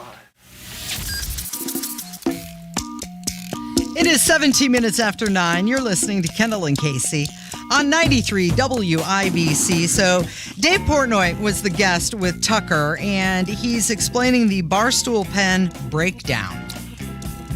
Portnoy is a very interesting guy for a variety of reasons. You know, I kind of put him in the bucket with like Pat McAfee or Joe Rogan, where they're kind of these wild characters who would not have existed 20 years ago, but because of technology and the landscape that has come with it and the free ability to be free in terms of your presentation in media, they have become ridiculously rich. And I have said for years two things on this show that have been reoccurring themes. Number one is that anything the government gets involved in, it stymies growth and creativity. That is, by government's very existence and nature, anything the government enters itself into stymies growth and creativity. And we've talked about how the government's oversight of these public airwaves and their refusal in many instances to not move forth from governing based on Orson Welles' War of the Worlds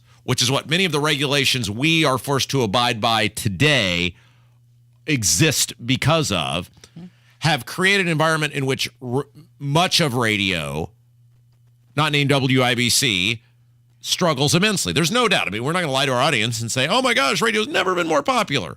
While stations like ours are doing very well, much of radio is struggling dramatically, and it is because of the lack of, for many reasons, it is because of the lack of creativity, or the lack of free form, or the lack of what's the word I'm looking for?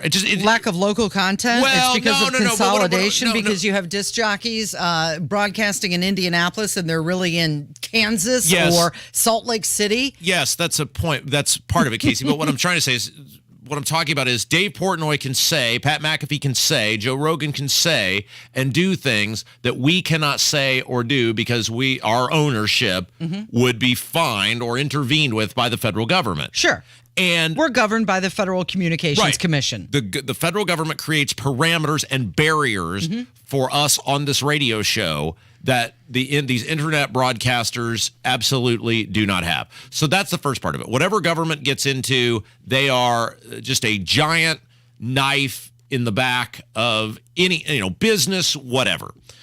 The other part of this that I've long said is that if you took Portnoy or McAfee or Rogan and you put them on a radio station and said, do our show every day. There's lots of people who are super famous on the internet doing 10-minute sound bites or 10-second sound bites or clips or whatever. They could never do this. And it doesn't mean they're less talented. It just simply means they don't have the skills. They're not great broadcasters. They're not even great entertainers. They're great attention getters. Yeah. How about that? That's a great word. So Dave Portnoy, who owns Barstool, again, was on with Tucker Carlson. And what happened with Barstool is they sold to Penn Gaming. And Penn obviously bought Barstool for a variety of reasons. Number one, they're a behemoth with all sorts of publicity and college age, men, certainly the 25 to 54, which is the target demo. I mean, they're just a sledgehammer in terms of their ability to attract those eyeballs. But what Penn found and Barstool found was that Penn operates in a regulated world, which is the gaming industry, very heavily regulated. And Barstool, when it had to operate in a heavily regulated area, couldn't do it. Could not do it. They could not make it. They were losing money. Not only were they not a financial behemoth, what they were when they operated in the Wild West, because they had to abide by government rules, they simply could not do it because the content they create was not capable of being created based on government regulation. And so I just thought Portnoy says here everything that I've been saying about those two topics. And you know how I hate to take a victory lap, Casey, but it's in this case 100% true. Take a listen. Everything we did was met with resistance. So it made it really hard for this Penn-Barstool relationship to prosper. And I think Penn got to the point where they said, we're not getting the results we wanted. And it wasn't, I don't think they thought through our own fault, their fault. The relationship was much more difficult. We underestimated the regulators, how difficult they could make this in a regulated world. So they said, we're going to partner with ESPN. They had an opportunity. And I think it's a good thing for Penn. They still own a ton of stock. But once you go to ESPN, maybe you don't need Barstool. I end up getting the company back for $1. So that's why I say thank you. But I don't understand. I mean, but how does that work? So they paid what, $600 million or something? Yeah, $600 million, that neighborhood. And the regulators make it impossible to make it profitable, which I totally understand. But then how do they get to the point where like, hey, let's just give it back to Dave Portnoy for free? So we have a great relationship with Penn, and we always did. So I do think they cared about the future of Barstool. But it's not only that. They just formed a huge relationship with ESPN, gigantic company. You have Barstool over here. We were supposed to be the media engine, and we were losing money. We're in growth mode. Barstool is growth, to try to build the funnel for gamblers. When I ran it myself, we made money. It was always making money. So the option I think that Penn probably was faced with, and I'm speaking for them to a degree, is, all right, we got ESPN. Are we going to continue to lose money with Barstool? Probably not. They would have optimized it, and people who aren't making money probably would have lost their jobs.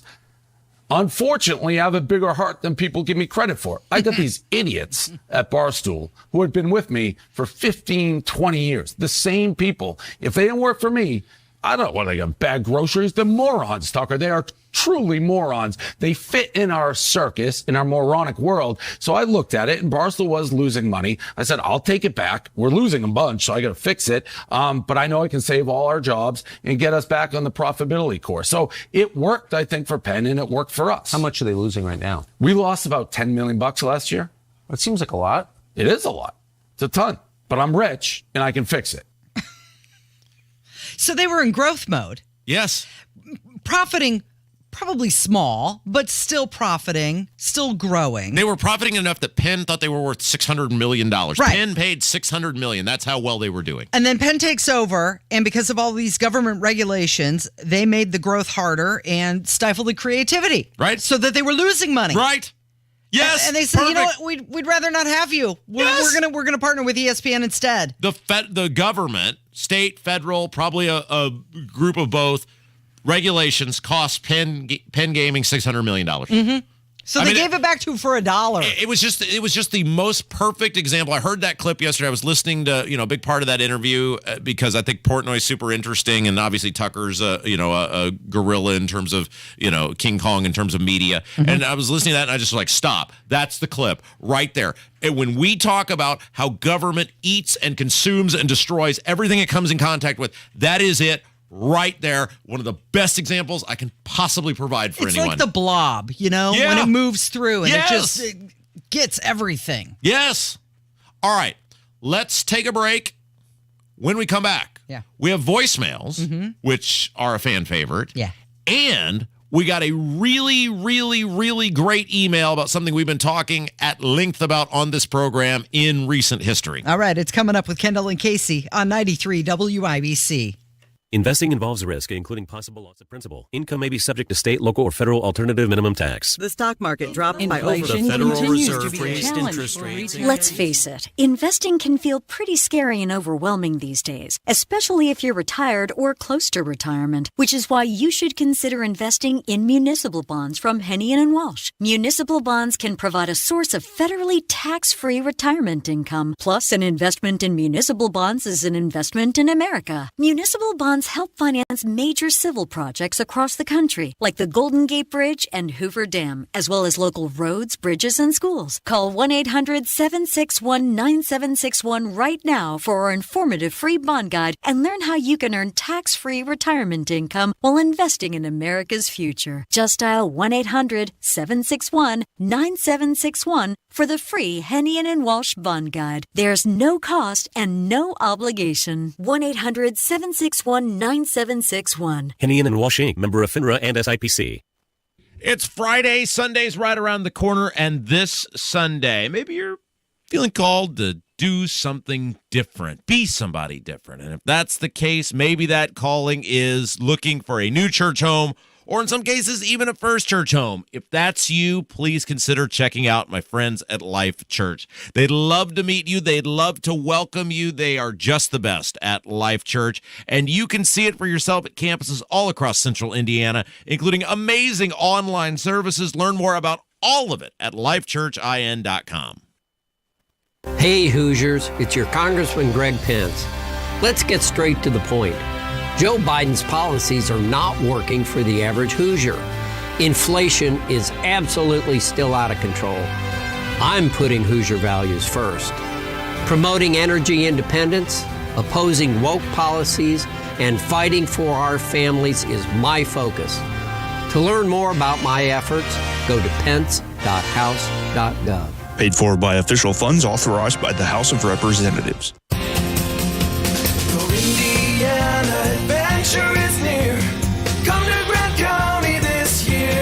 Visit the Marion Municipal Airport for high-flying fun at the Fly-In Cruise on September 3rd. Discover antique aircraft, vintage cars, trucks, motorcycles, and autocycles. Take flight in historic aircraft and fill up at the all-you-can-eat pancake breakfast. Get details at showmegrantcounty.com. Grant County, Indiana. Classic cool. Indiana adventure is near. Come to Grant County this year. If you're a Medicaid member, you should know guaranteed coverage is coming to an end. Keep an eye on your mailbox for important information from Medicaid. When you receive it, go online and enter your updated information to maintain your coverage or to find other coverage if you're no longer eligible for Medicaid. Keep your health and keep your coverage. Learn more at fssabenefits.in.gov. Buying a diamond has changed. There are mined and lab-grown diamonds. Pierce Jewelers carries both. Pierce can educate you and save your hard-earned money. Shop local. Shop smart. Shop Pierce Jewelers. More than 100 million wild animals are killed each year, illegally. Poaching is just one of the risks animals face at our hands. I'm Tom Barry. I'm an actor. I grew up in the beautiful rural countryside of Ohio, where animals roamed freely in the open forests. I have a deep concern to help preserve those open spaces for our wildlife friends so they can live and thrive like they used to. Destruction of their habitats threaten their very existence. The best way to protect wildlife is to protect the land where they live. The Humane Society Wildlife Land Trust works with private landowners to protect wildlife, to preserve natural habitats, and establish permanent sanctuaries. To learn more or to work with the Humane Society Wildlife Land Trust, call 800-729-SAVE. That's 800-729-SAVE. Or visit wildlifelandtrust.org. Thank you. 93 WIBC Mobile News. On the level, on the go. He'll head south. It's 68 and sunny downtown. I'm Kurt Darling. Here's what's trending at 10:30.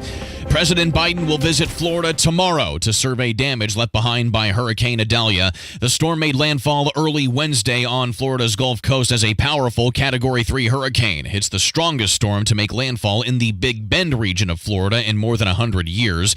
That's as he is now requesting Congress approve $16 billion more to keep FEMA funded.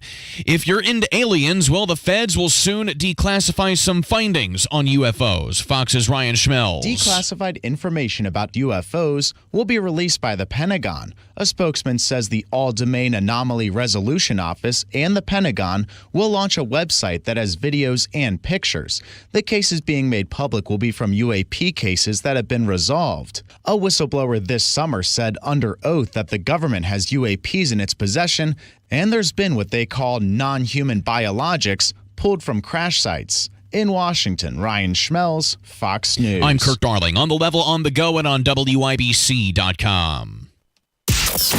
You're listening to the Kendall and Casey Show on 93 WIBC. It's time to hear from you. Kendall and Casey present Voicemails. Brought to you by QC Kinetics for non-surgical regenerative medicine treatments at 317-559-PAIN. I'm so sorry you have just reached my answering machine.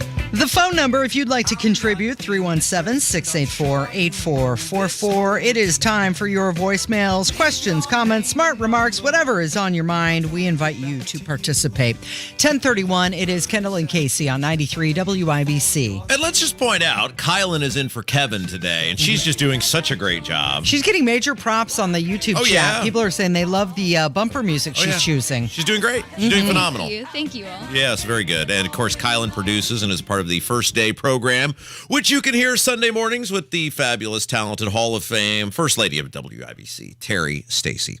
All right, so we do a little thing on this show that really, really makes some people mad.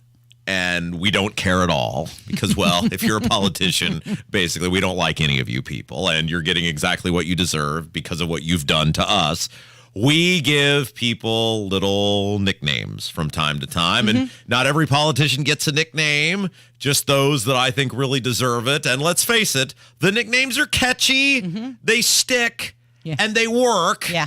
And that's why people hate the nicknames who are attached to these politicians. Now, we've released one this week. You really had to be paying attention to pick up on it. Yeah. Because there wasn't an official announcement of it. It's just being dropped in. Yeah. Some people are noticing. Yeah, some guy called the other day and already started and calling. repeated it back. And that was Brad Chambers is running for governor. He, of course, spent a great deal of time as the head of the IEDC, which is the arm of which Holcomb, Lord Eric the Red, high tax Holcomb, whatever we're calling him these days, takes money from us, the poor and the middle class, bundles it together, and gives it to some of the largest, most powerful corporations in the country and in the world, Eli Lilly, and uses that money for sweetheart real estate deals, etc.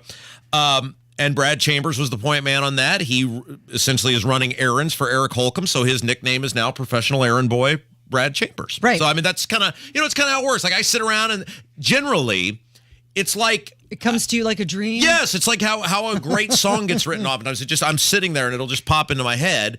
And one of the great nicknames that we have come up with that really makes a lot of people in her camp mad is Silent Suzanne for Suzanne Crouch. And somebody had called yesterday, I think it was, and said, Rob, are you worried because of the damage you have done to the Silent Suzanne Crouch campaign that she will ultimately drop out of the race or be pressured to drop out of the race by Lockdown McGee, High Tax Holcomb, whatever you want to call him.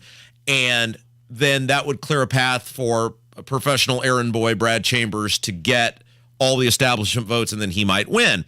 And I said, well, Silent Suzanne has raised $1 gajillion. Yep.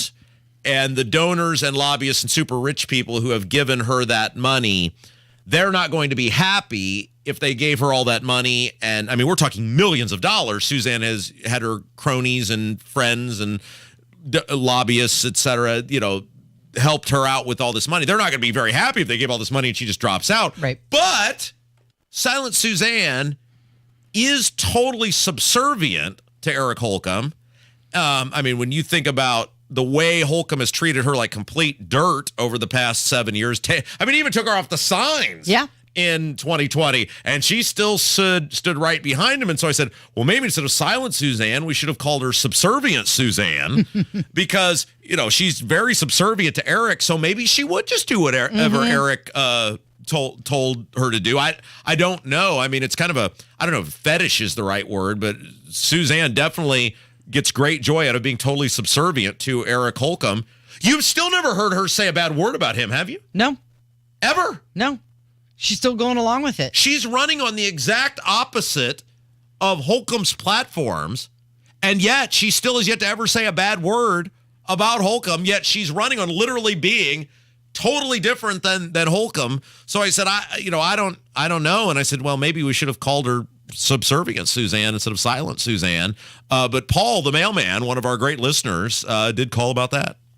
Hey, Rob and Casey. Mailman Paul again.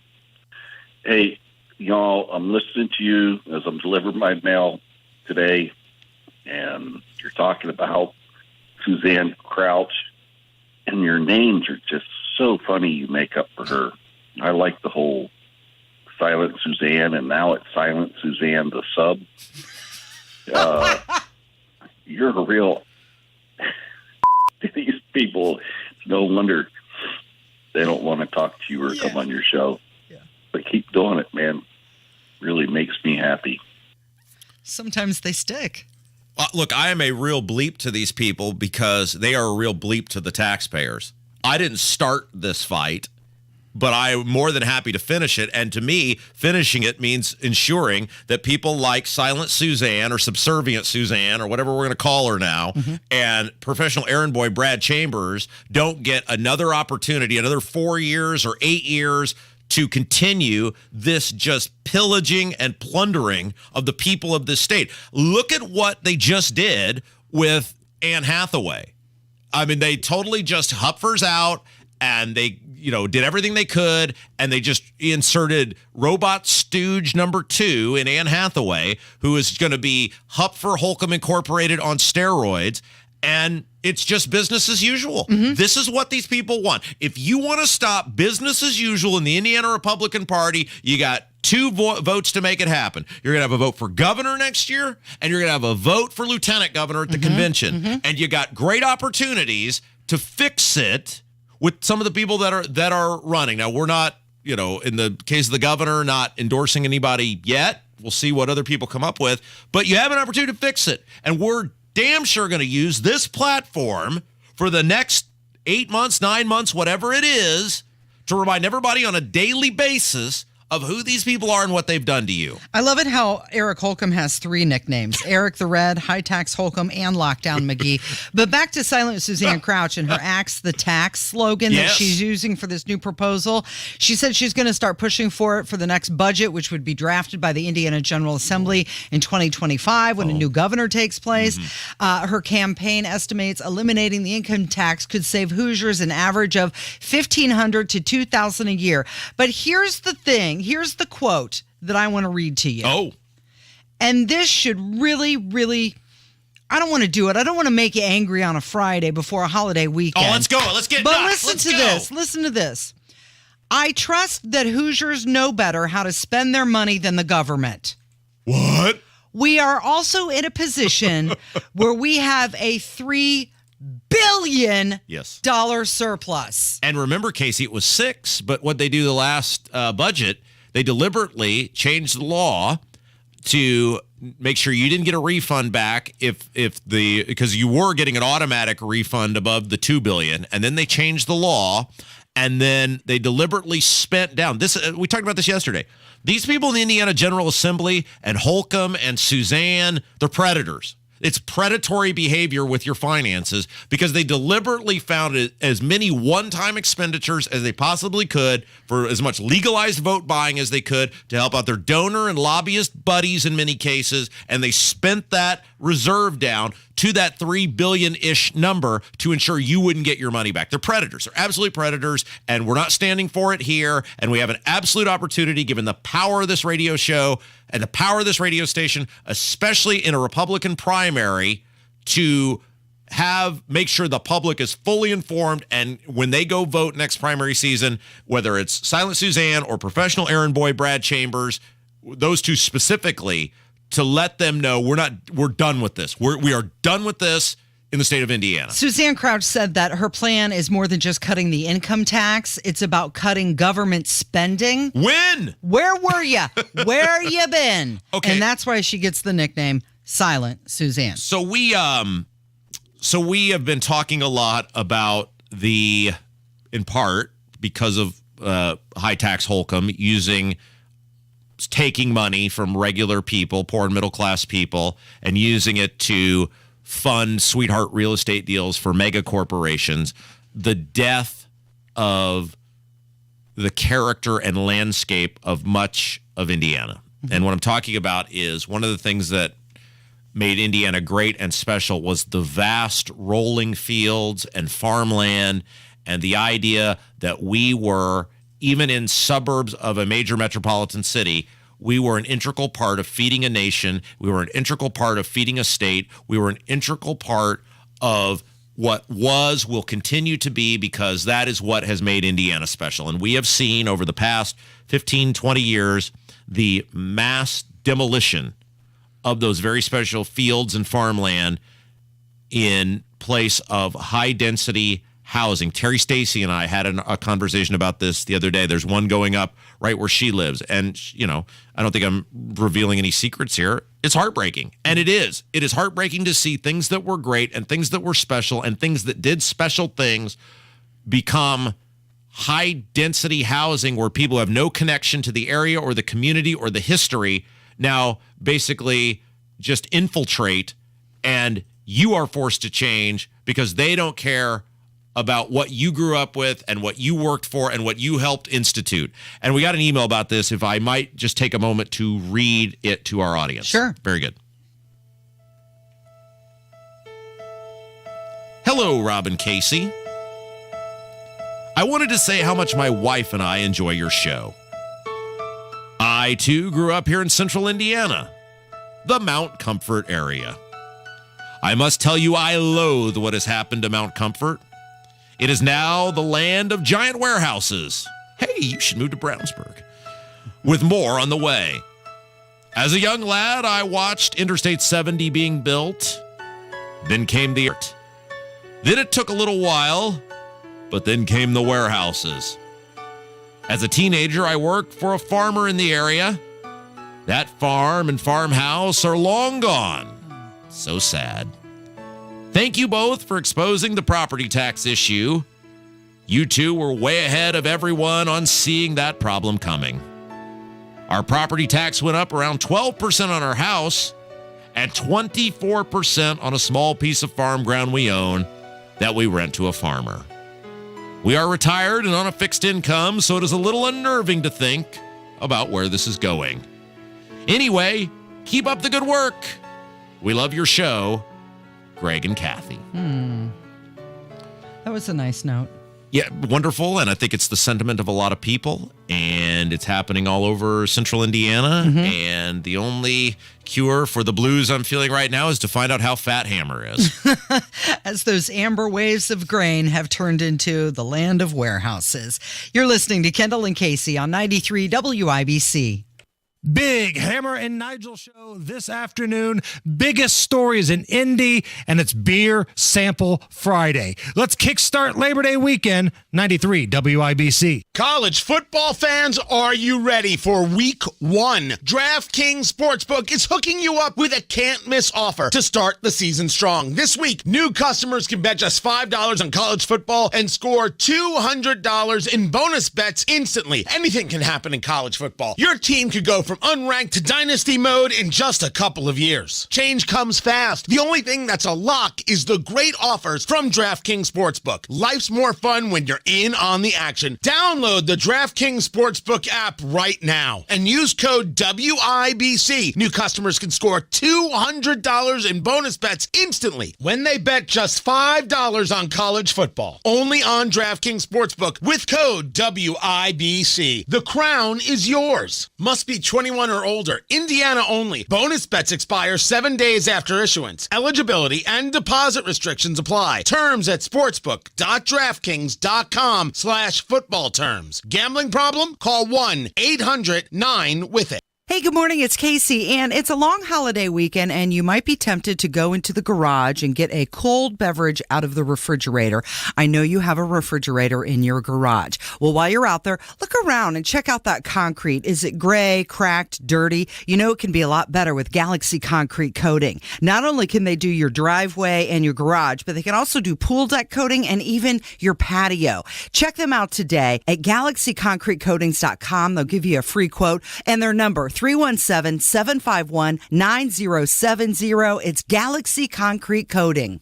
Wake up, people. You are optimizing every waking hour of your life. From carpooling kids, to work, to friends, and everything in between. You have to get sleep and a bed that can perform as well as you do. Meet the next generation Sleep Number Smart Bed. It effortlessly adjusts to your shape, position, and movements, learning how you sleep so you learn to sleep better night after night. Sleep next level, only from Sleep Number.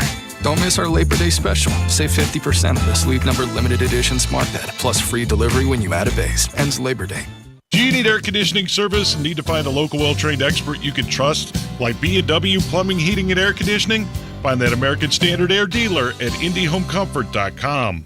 There's a lot of sexy content on the internet. And there's WIBC, full of faces meant for radio. Hammer and Nigel, Kendall and Casey. Okay, Casey could be on TV. Now streaming every day on YouTube. Go to youtube.com/WIBC. Good morning. It is Kendall and Casey on 93 WIBC 1046. And walking in the studio, we've got Jason Hammer from the Hammer and Nigel Show. Good morning. Happy Friday. I don't feel confident today. Uh-oh. It's just been one of those weeks, and I've been monitoring my weight a little bit at home. Yeah. And diet-wise, I've done everything right. I don't think I've drank the proper amount of water this week. And it's just been one of those weeks. Now, last week, when Rob was gone, when he was doing his Tony Katz impression of not showing up to work, when I weighed in, this was on the heels of those ridiculous hot days.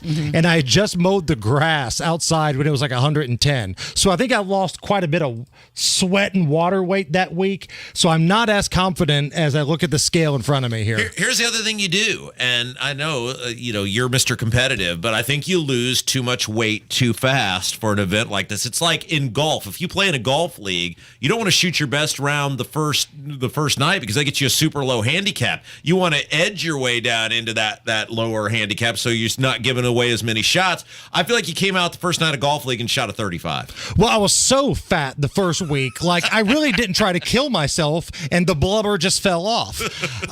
And this time around, because we've done this segment before, I said I'm not going to kill myself. Like I'm not going to starve and fast for a day and a half just to make the weight. I'm not going to do that because I don't think that helps me. Okay, the rules for the road for people who are new, if you're just tuning in, Hammer this time every year looks at himself in the mirror and says, I am a disgusting piece of crap.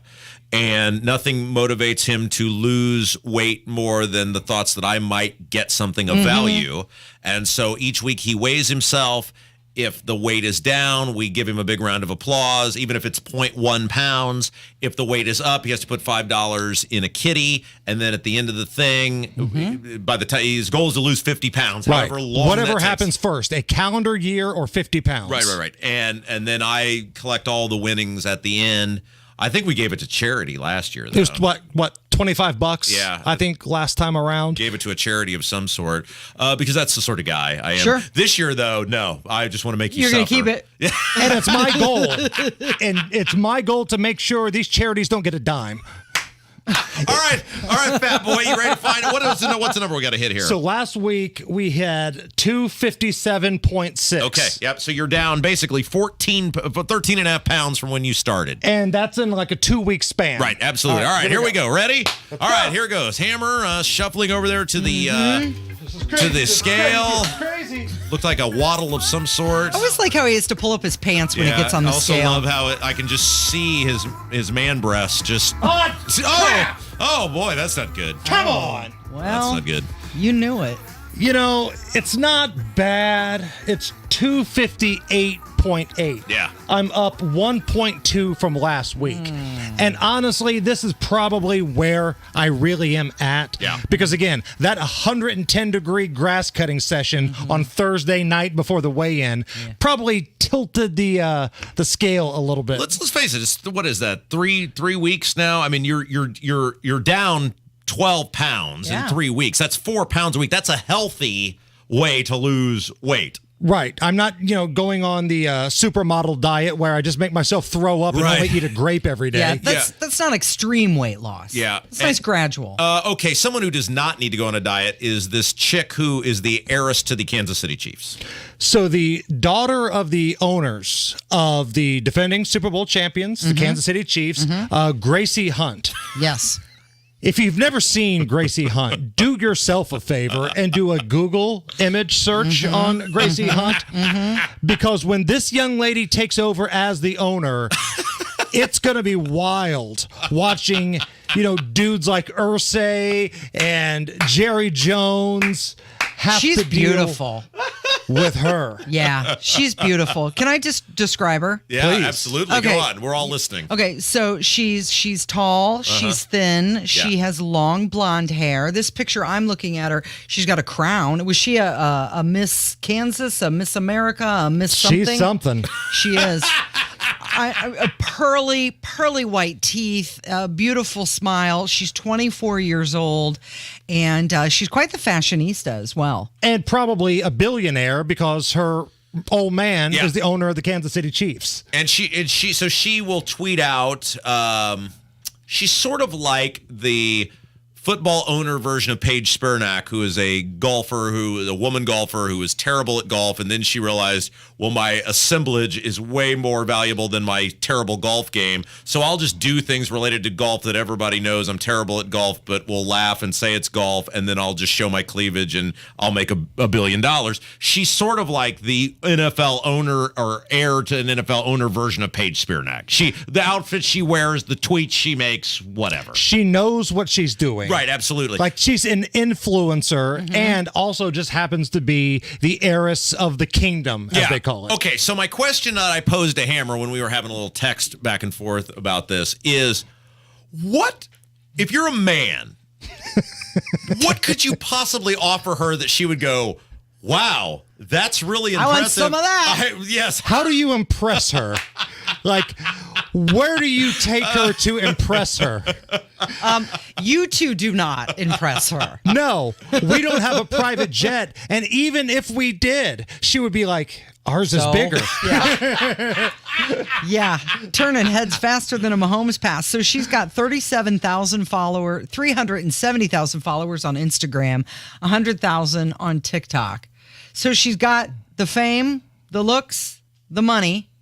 She's got a great, job ahead of her being an NFL owner. I mean, in this country, NFL is king. And now her parents aren't super old, so it might be a little while. Right, yeah. But she is ultimately going to be the heiress of the Chiefs. Yeah, and, is there has to be an edict, right, with this girl and to the players, I better not see you hanging out with my daughter. Try telling that to Travis Kelce, because there's no way. I'm telling you right now, like the crazy plane lady said, I got 2 fingers out. I'm telling you right now, Travis Kelce has hit on that woman. Yeah, so Travis Kelce is he's a tight end / receiver for the Kansas City Chiefs. He's one of their best players. Great personality. He's hosted Saturday Night Live. Mr. Macho Perfect Man. Yeah, you know that he has said hello, pretty lady, to her on more than one occasion. She is the former Miss Kansas. Oh, of course she is. Yeah, well, right. I mean, it's just, and why wouldn't she be? Hey, you guys had Riley Gaines on yesterday, and I thought that interview was phenomenal. Thank you very much. Yeah, she is just awesome. She brought energy, and this was on the heels of her having a high-profile Twitter spat with Keith Olbermann. That loser, Keith Olbermann, who was ripping Riley Gaines because, one... He was ripping on her athletic record. Right. One, because she has the audacity to stand up for women's sports, and 2, calling her a terrible swimmer. She was a good swimmer. Was she the national champion? No. But she also got beat by dudes with cranks and testosterone. Well, and so she had a perfect response in where she just went through her trophy case and started reading off her trophies to Keith Olbermann, who, by my recollection, never won anything athletically in his entire life. So Keith Olbermann is such a lunatic. I don't like Laura Ingraham just because she used to date that loser. That's right. That's right. I totally forgotten about that. Back in the day, Laura Ingraham and Keith Olbermann were together, and I hold that against Laura Ingraham today. What happens to a guy like that? Because when I was a kid, and look, I know that when I was a kid, this was a better country, but when I was a kid, he was the wacky guy with, what's his face? Dan Patrick. And they were the Sports Center guy, and they were the nicknames and the funny sayings, and hey, you tuned in every night at 6 o'clock to watch the day's highlights. At what point did he just say, I'm going to just drop this thing where everybody loves me, and I'm going to be this enraged maniac where everyone hates me, and I'm going to get dismissed or told to leave or whatever from essentially every job I will have going forward? He's a lunatic. Yes. I mean, say what you want. This guy... I wonder if there's something wrong with him. That being said, would you watch like a Big Brother style house where Keith Olbermann has to live with Alex Jones? Oh my gosh. That would be entertaining. And it's like, there were probably some jobs where Keith Olbermann left on his own. I don't know which ones they were, but it doesn't seem like anywhere he ever leaves, people go, boy, we were really glad that Keith was here. That was a really, just super positive experience. And I don't know, did he wake up one day? Was he always a maniac and just... He hit it? Yeah, I don't know, but it's like, you ruined my great childhood memories, and now I think back and go, well, he was just that same... That's who that guy was? You would have thought Dan Patrick would have said something in all these years of, boy, he was a lunatic back in the day, but he never said that. Hey, what is coming up this afternoon? Reverend Charles Harrison will join us. We'll talk a little crime in Indy. It's Beer Sample Friday and the biggest stories in Indy. Thank you, Hammer. It's Kendall and Casey. It's 93 WIBC.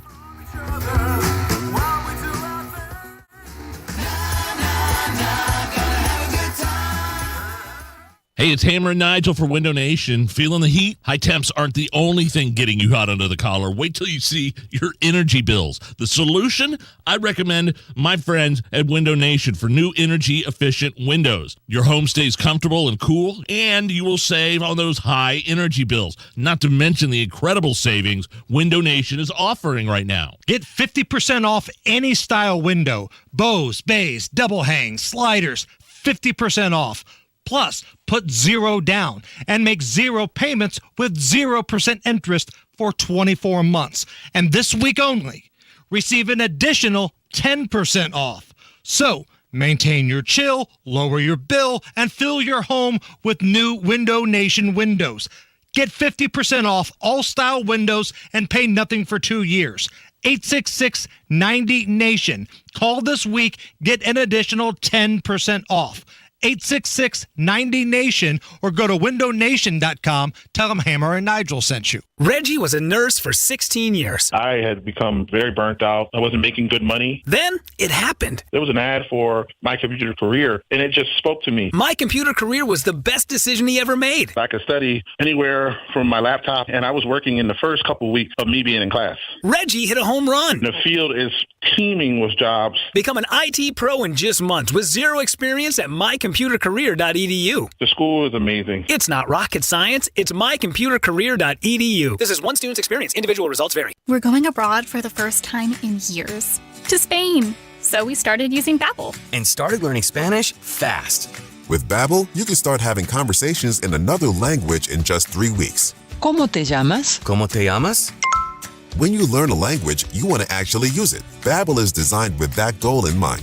In just 3 weeks, we're starting to have conversations in Spanish. Gracias, Babbel. Babbel, language for life. Now try Babbel for free at Babbel.com. That's BABBEL.com. The Sundown Gardens Labor Day sale is here. 50% off all concrete and glazed pottery, statues, and fountains. 20% off all trees and shrubs in stock. 186th and Spring Mill Road.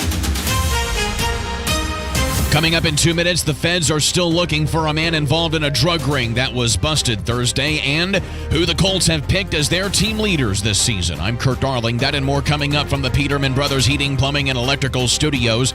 You're listening to 93 WIBC, WIBC HD1 Indianapolis. It's 11 o'clock. More Americans are looking for work. I'm Dave Anthony, Fox News, and that has driven the unemployment rate up to 3.8% last month from 3.5% in July, and there was a more than expected 187,000 jobs created. Though the report also revised job creation lower by 110,000 in June and July. The month includes the Hollywood strike and bankruptcy of Yellow Trucking after shutting down the end of July. Economists have been hoping to see the employment situation slowing but holding up, not slipping into recession. Fox's Jenny Casolo. A lot of Americans with college debt won't like hearing this. After the Supreme Court rejected President Biden's plan to wipe out some of that debt, a long COVID pause is over. Interest starts accruing today for millions of people who owe federal student loans. Payments officially start in October, but the White House is not giving up on sweeping forgiveness just yet. The Department of Education says they're recruiting people to a special committee tasked with figuring out other ways to pay off people's student loan debt. Fox Business Network's Hillary Vaughn. It's sentencing day for 2 more Proud Boys members convicted for what they did in the Capitol riot. The day after one member got 17 years in prison, another got 15. Congress's doctors given Republican Senate Leader Mitch McConnell clearance to keep working his normal schedule after freezing up while talking to reporters for the second time in a month. Did you hear the question, Senator? Running for re-election in 2026? Yes.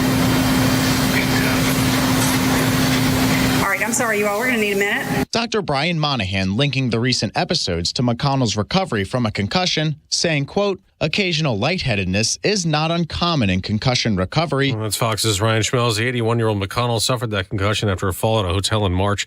Police in Blendon Township, Ohio, have released body cam footage of last week's deadly shooting of a pregnant black woman, showing her car slowly accelerating toward an officer who was yelling at Takia Young to stop, then fires the fatal shot. Young's family calls the shooting unjustifiable. America's listening to Fox News. 93 WIBC Mobile News. On the level, on the go. He's still out there. It's 71 and sunny downtown. I'm Kurt Darling. Here's what's trending at 11:02. The search continues for a man on the run from the feds in Indianapolis. Gregory Henderson Jr. is connected to a drug ring that was busted by the FBI Thursday. 25 homes were raided, and there were also 75 dogs that were seized that were being kept and trained to dogfight. Several other arrests were made as well. They'll be in court this morning. Starting today, Hoosiers with outstanding student loans can expect those loans to accrue interest again after a pause of over 3 years. Bill Wozniak with InvestEd says they can reach out and get completely free expert help from a nonprofit here in Indiana about all these things, which type of repayment plan to be in, how to connect up with your servicer. Actual repayments on those loans will resume next month. 2 17-year-old boys in a gang face murder charges in the fatal shooting of a 13-year-old boy from back in February in Gary. Ori Dodson was shot and killed, and his mother says that he was killed after getting into a fight over social media. Court documents say Davy Brunson and Kriston Barbie Jr. shot Ori on behalf of the 49th Avenue Boys Gang. The state police received a government grant to put extra cops on the roads this weekend. Ryan Hedrick reports. With that money, Sergeant Matt Ames says cops will be watching for drunk and angry drivers. We encourage all motorists out there to not get involved in any type of road rage incidents. Unfortunately, in the society we are living in today, bad things happen with that. Last week, a man in southern Indiana followed a car, rolled up next to it, and fired his weapon, hitting a 15-year-old girl. Ryan Hedrick, 93 WIBC Mobile News. Anthony Richardson among the 7 players voted to be a team captain for the Indianapolis Colts this season. Head coach Shane Steichen on why he thinks he was named a captain. You know what? I think it's just his contagious, personality. He's just got something special about him that says, man, I want to be around this guy. Other captains include Quentin Nelson, Shaq Leonard, and Zaire Franklin. I'm Kurt Darling, on the level, on the go, and on WIBC.com. Indy, stop spoiling your summers painting year after year. Do what your neighbor Mark did. He called Rhino Shield. It's a 2-story home built in 1992. Around 2001, looking at needing to paint, I heard a radio ad, with Rhino Shield, you won't have to paint again for another 25 years. Rhino Shield ceramic coating is specifically formulated for our climate. They're very professional. We had everything done. Everything that would typically be painted on a house was done, and it was very fast. Indy, this just in. Take advantage of Rhino Shield's summer savings. Get $1,000 off plus 0% interest for 18 months. It was done in 2001 and still going strong. From what I've seen on our home, they can easily offer a 25-year guarantee and not worry about it. Here's owner Shane Smith. This offer is limited, so call me at 888-RHINO-41. That's 888-RHINO-41. Don't paint. Don't vinyl. Go Rhino. Don't vinyl, go Rhino Shield. Never paint your house again. Rhino Shield. This hour on 93 WIBC, powered by Pierce Jewelers, Carmel's Diamond Engagement Ring Store. You're listening to Rob Kendall. It's an action-packed show today, Casey. Let's go! And Casey Daniels. The gang is all back together. On 93 WIBC. Good morning. It is Friday, September 1st. It is 5 minutes after 11. You're listening to Kendall and Casey on 93 WIBC. His name is Rob Kendall. He's on Twitter at Rob M. Kendall. My name is Casey Daniels. I'm there too. Casey Daniels 317. We're both on YouTube right now. If you type in Kendall and Casey into the YouTube search bar, and this may be the very last announcement about this morning because tickets may be gone here in minutes. Coming up on Wednesday, October 4th, it's Night with WIBC at the Indiana Historical Society. When we went on the air this morning, we had 9 tickets left. 9. Could be gone. Could by be now. gone. We don't even know. Brought to you by Relay Indiana. If you want to get your tickets, you want to see if there's some still available, they are at WIBC.com. We think. And we go through this every year, Casey, where people are like, oh my gosh, I'm so excited to go. I'll wait until Sunday to get my tickets. And we're like, do not wait. It sells out every year. It sells out within a couple days every year. And then people are, oh, my Uncle Joe, it was his live stream to be at a night with WIBC. Can you give me free tickets? No, we cannot get you free tickets. We cannot create extra tickets. This is why from day one, we announce it basically at the top of every hour for the last 2+ days on this show. We've told you don't wait because Aunt Sally and Uncle Joe, we cannot get them free tickets. You have to go through. This is one of the most sought after tickets in entertainment in Indiana. It's a limited seating venue. And that's why they go the way they go. We could probably do 3 or 4 of these shows, and they would all sell out. But they don't do that because, well, we would strangle management. So you get one show. If you get the tickets, great. If you don't, sorry about you. We go through this every single year. We've been getting updates about how ticket sales are going, and I did check my email, and there's not an update. The last one was that there were 9 tickets available. Okay. So we'll see. 7 minutes after 11, and a federal judge in Delaware has ordered prosecutors and defense attorneys to provide a status report regarding the felony gun charge against Hunter Biden. So this judge, she directed lawyers to provide the report by next Wednesday, including any steps they believe the court needs to take.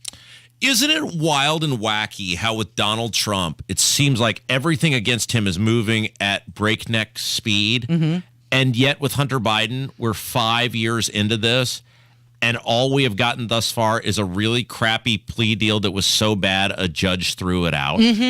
Well, Hunter's lawyers are saying that diversion agreement spared him from any prosecution on the gun charge. But then that judge threw it out, and now the lawyers, they're just flat out lying. He's not free of this gun charge. There really is two versions of justice in this country, and we see it all the time.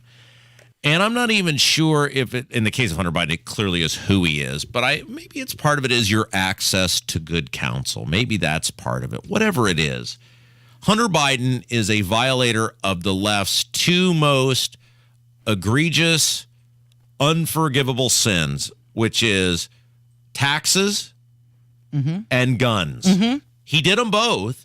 The two things that the left are like, man, you should be down there with Khalid Sheikh Mohammed at Guantanamo Bay. And he did them both.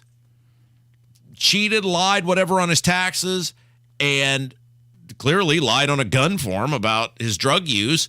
And yet the left is like, well, he's just some poor guy down on his luck. Oh, he never had a chance in life. Isn't it amazing how the two most unforgivable sins are suddenly very forgivable when you're the president's son? Yeah, prosecutors say that the agreement on the gun charge, which contains that immunity against federal prosecution and other crimes, it never took effect.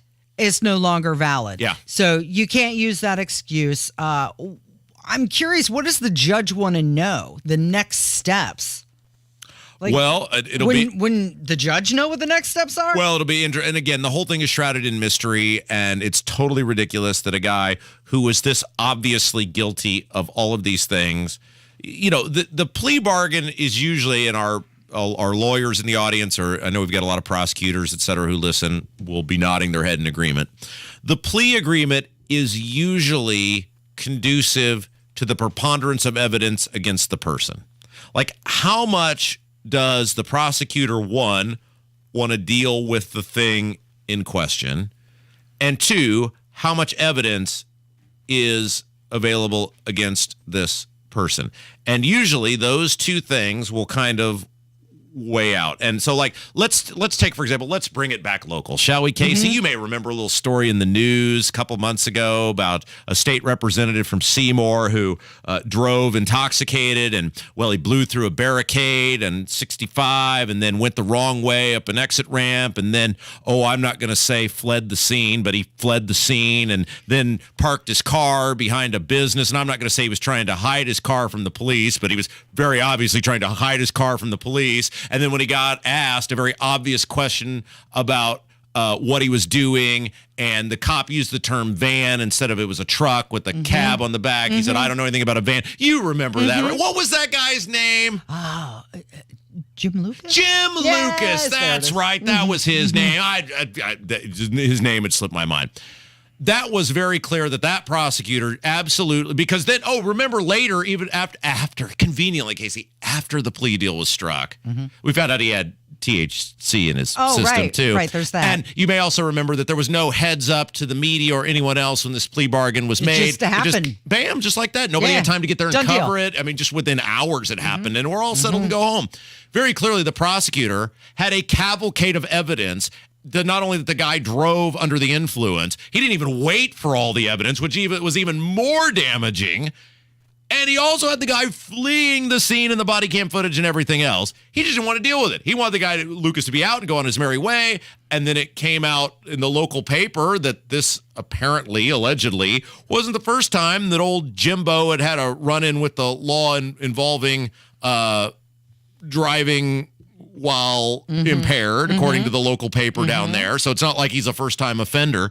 But the point wasn't all this. He just didn't want to deal with it. And it was just, hey, here's your freebie. You're out. No, you don't have to resign. You don't, nothing. Just go about your business. And by the way, the money that he's used to pay back for the damage he did, well, of course, that's coming from us because we pay his salary as taxpayers. Yes. So point on all this is clearly this prosecutor has a cavalcade of evidence against Hunter Biden about what he did. He's got him dead to rights. He could convict him in an instant. He doesn't want to deal with it. He's slow walking it. He didn't want to deal with it. And what happened? Once he got caught by the judge doing a crappy job, or his people got caught by the judge doing a crappy job, Merrick Garland comes running in and goes, whoa, we can't have this. Hey, now you're a special counsel. So let's start all over.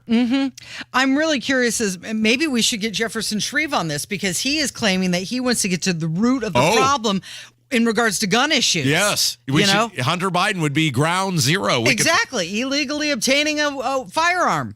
All right. So what is this audio that you put on here from Newsmax? What is this? I don't know. I just thought this was really interesting. Wait. Time out. So you put this on the template. I did. And I have, we'll see. Okay. So you don't know what it is, or you know what it is, but you don't know exactly what he's saying. No, I know what he's saying. I've heard the audio. Oh, okay. Very good. I thought, well, maybe you didn't know I don't know what this is. No, I've heard the audio, but he doesn't say because he either can't or he won't. It's coming. I mean, this is like a major tease.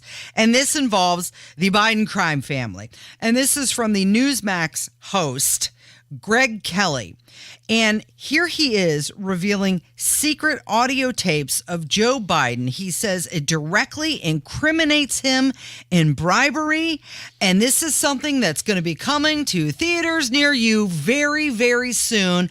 And once this audio is released, there is no way Joe Biden is walking away from this. There is an audio tape, I am told, by people in the know. Not necessarily in government, not necessarily out of government. I can't say too much.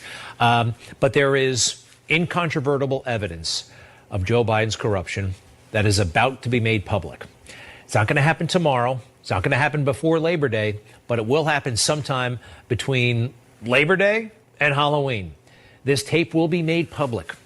I'm not sure by what entity at this point, but once it is heard, Joe Biden will have, he'll have only two options.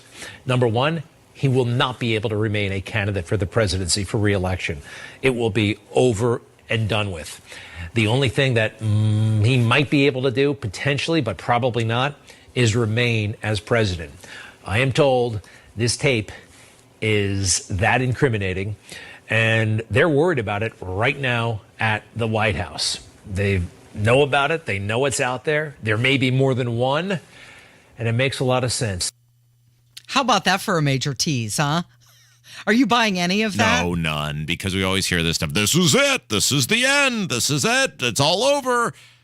And he's still there. I can't tell you he's still there. Who it's from. I can't tell you what outlet is going to air it, and I can't tell you when, but it's coming. Something big. Whatever. October surprise. Great, sure. Yeah, right. Fabulous. Joe Biden is the president. He will remain the president. And hell, Casey, the way this country's set up now, even if they caught him, remember there used to be, again, you would see this during Christmas time, like the kettle ringers, whether it's Salvation Army or whatever, there'd be these thieves who would get these gloves with sticky stuff on them, and then they could walk by and literally just lift change up out of these donations. Even if they caught Joe Biden with his hand in a jar that said Ukraine on the front of it, and with a stickum glove pulling all of the money out, 40%, what's going to happen? 40% of the country would still defend him, and it's not like there's a Justice Department that would do anything about it. Kevin McCarthy still be sitting back. Well, we're really considering impeachment inquiry.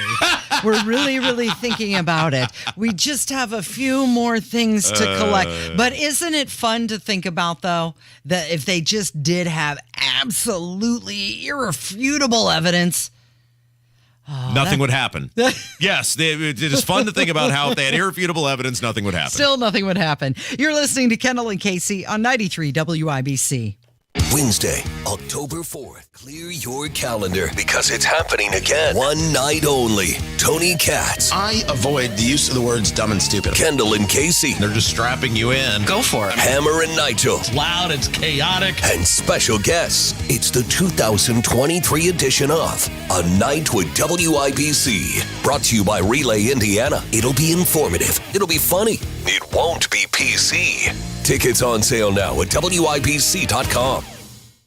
Stop right now and ask yourself, what is most important to you? Hey, this is Casey Weed at Howard Bailey Financial, the official wealth management partner of Notre Dame Athletics. We believe in developing retirement plans driven by what is most important to you, your purpose. Then we can build what we call your financial life plan, made up of 4 main pillars: liquidity for emergencies, income to last a lifetime, flexibility to adapt, estate planning to maximize your legacy, and finally, tax planning to maximize what you can spend and pass on. To learn more about saving on your taxes, get your free digital tax guide. Just call or text TAX42 to 866-482-9559. That's TAX42 to 866-482-9559. Notre Dame Athletics was compensated for this endorsement and is not a current client of Howard Bailey. For more information, please visit howardbailey.com/ND-disclosure. Investment advisory services may be offered through Howard Bailey Securities LLC, a registered investment advisor. Working with Howard Bailey Securities LLC cannot guarantee investment success or that specific financial goals will be achieved. When a cold comes on strong, knock it out with Vicks DayQuil Severe for max strength daytime relief. Just 1 dose of Vicks DayQuil Severe starts to relieve 9 of your worst cold and flu symptoms to help take you from 9 to none. Power through your day with Vicks DayQuil Severe, the daytime non-drowsy, coughing, aching, fever, sore throat, 9 to none medicine. Use as directed.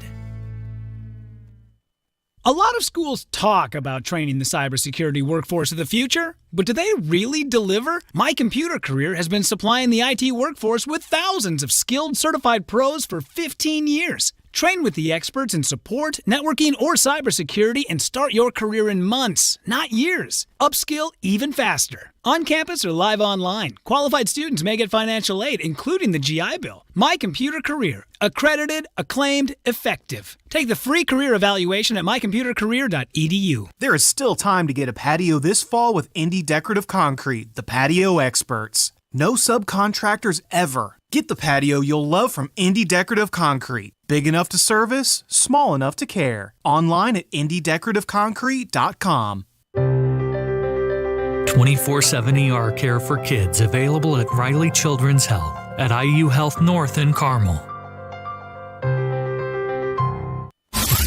You're listening to Rob Kendall. That guy's brain is a bag full of cats. You could smell crazy on him. And Casey Daniels. If she were a president, she'd be Abraham Lincoln. On 93 WIBC. Is she just mad because they're not asking her opinion? 20 minutes after 11, it's Kendall and Casey on 93 WIBC. So AOC is slamming the Biden administration in a new interview. She's slamming them on immigration, saying that it is their weakest issue. She said it's one area where our policy is dictated by politics, arguably more than any other. So I'm actually kind of agreeing with her on this, that it is one of their weakest areas. Yeah, but where is the photo of her crying at the border? Where is the kids in cages? Rhetoric? And by the way, I thought didn't she threaten to leave Twitter because she was mad about a parody account? There's I mean, it's a very well-known parody account. It's very clearly a parody account that tweets, funny things about her or whatever.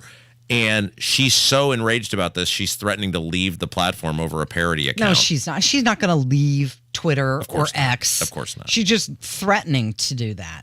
Isn't it interesting that, and you and I, you would be Gen X, right? Mm-hmm. And I'm a millennial. Mm-hmm. And then... Kylan's Gen Z. I am. Are you Z? Yep, I'm a Zoomer. Okay, so isn't it interesting how... the seeming need for instant attention grows by the generation. The younger a person is, the more they need that attention. And it's an instantaneous attention. And I say this, you might be able to say, well, pot, meat, kettle. Well, I work in a medium that has been around for, what has it been now? What is today? It's been around for basically 90 years, right? And then you come here every day and you have to find me, right? You have to seek this out. You have to turn your radio dial or your internet stream or your application or however you're listening. And we deliver the same type of content every single day. And if you want it, great. We love you. God bless you. Thank you for listening. And if not, well, that's okay. But people like AOC need on a consistent basis to be seen and be the victim of some sort, or see victimized people, and that they are the interceder in terms of the victimization. Sure. She's going to fight for everybody. Yes. Right. So Karine Jean-Pierre was asked, why aren't you guys stopping the flow of illegal immigration at the border? And she said, we are stopping the flow at the border. Oh, that's news to me. Keep in mind that 7.2 million illegal immigrants have crossed the southern border since Biden took office. But I often wonder, does she feel bad, Karine Jean-Pierre?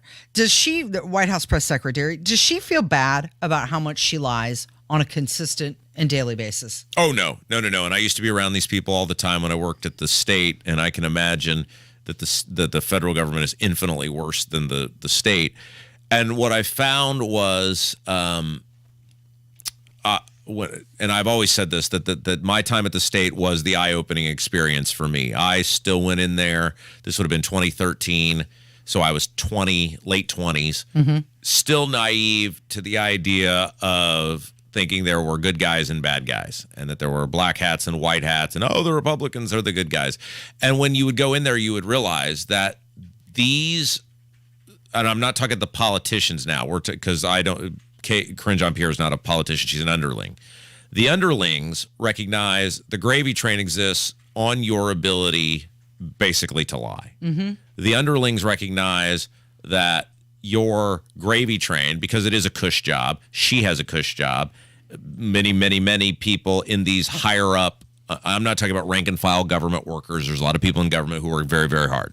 But the high up underlings who have these cush position jobs, they recognize that this cush, climate controlled, air conditioned, no heavy lifting type of job exists based on the ability of one person, right? She works for the president. Somebody might work for the attorney general. Somebody, work for whatever the politician is.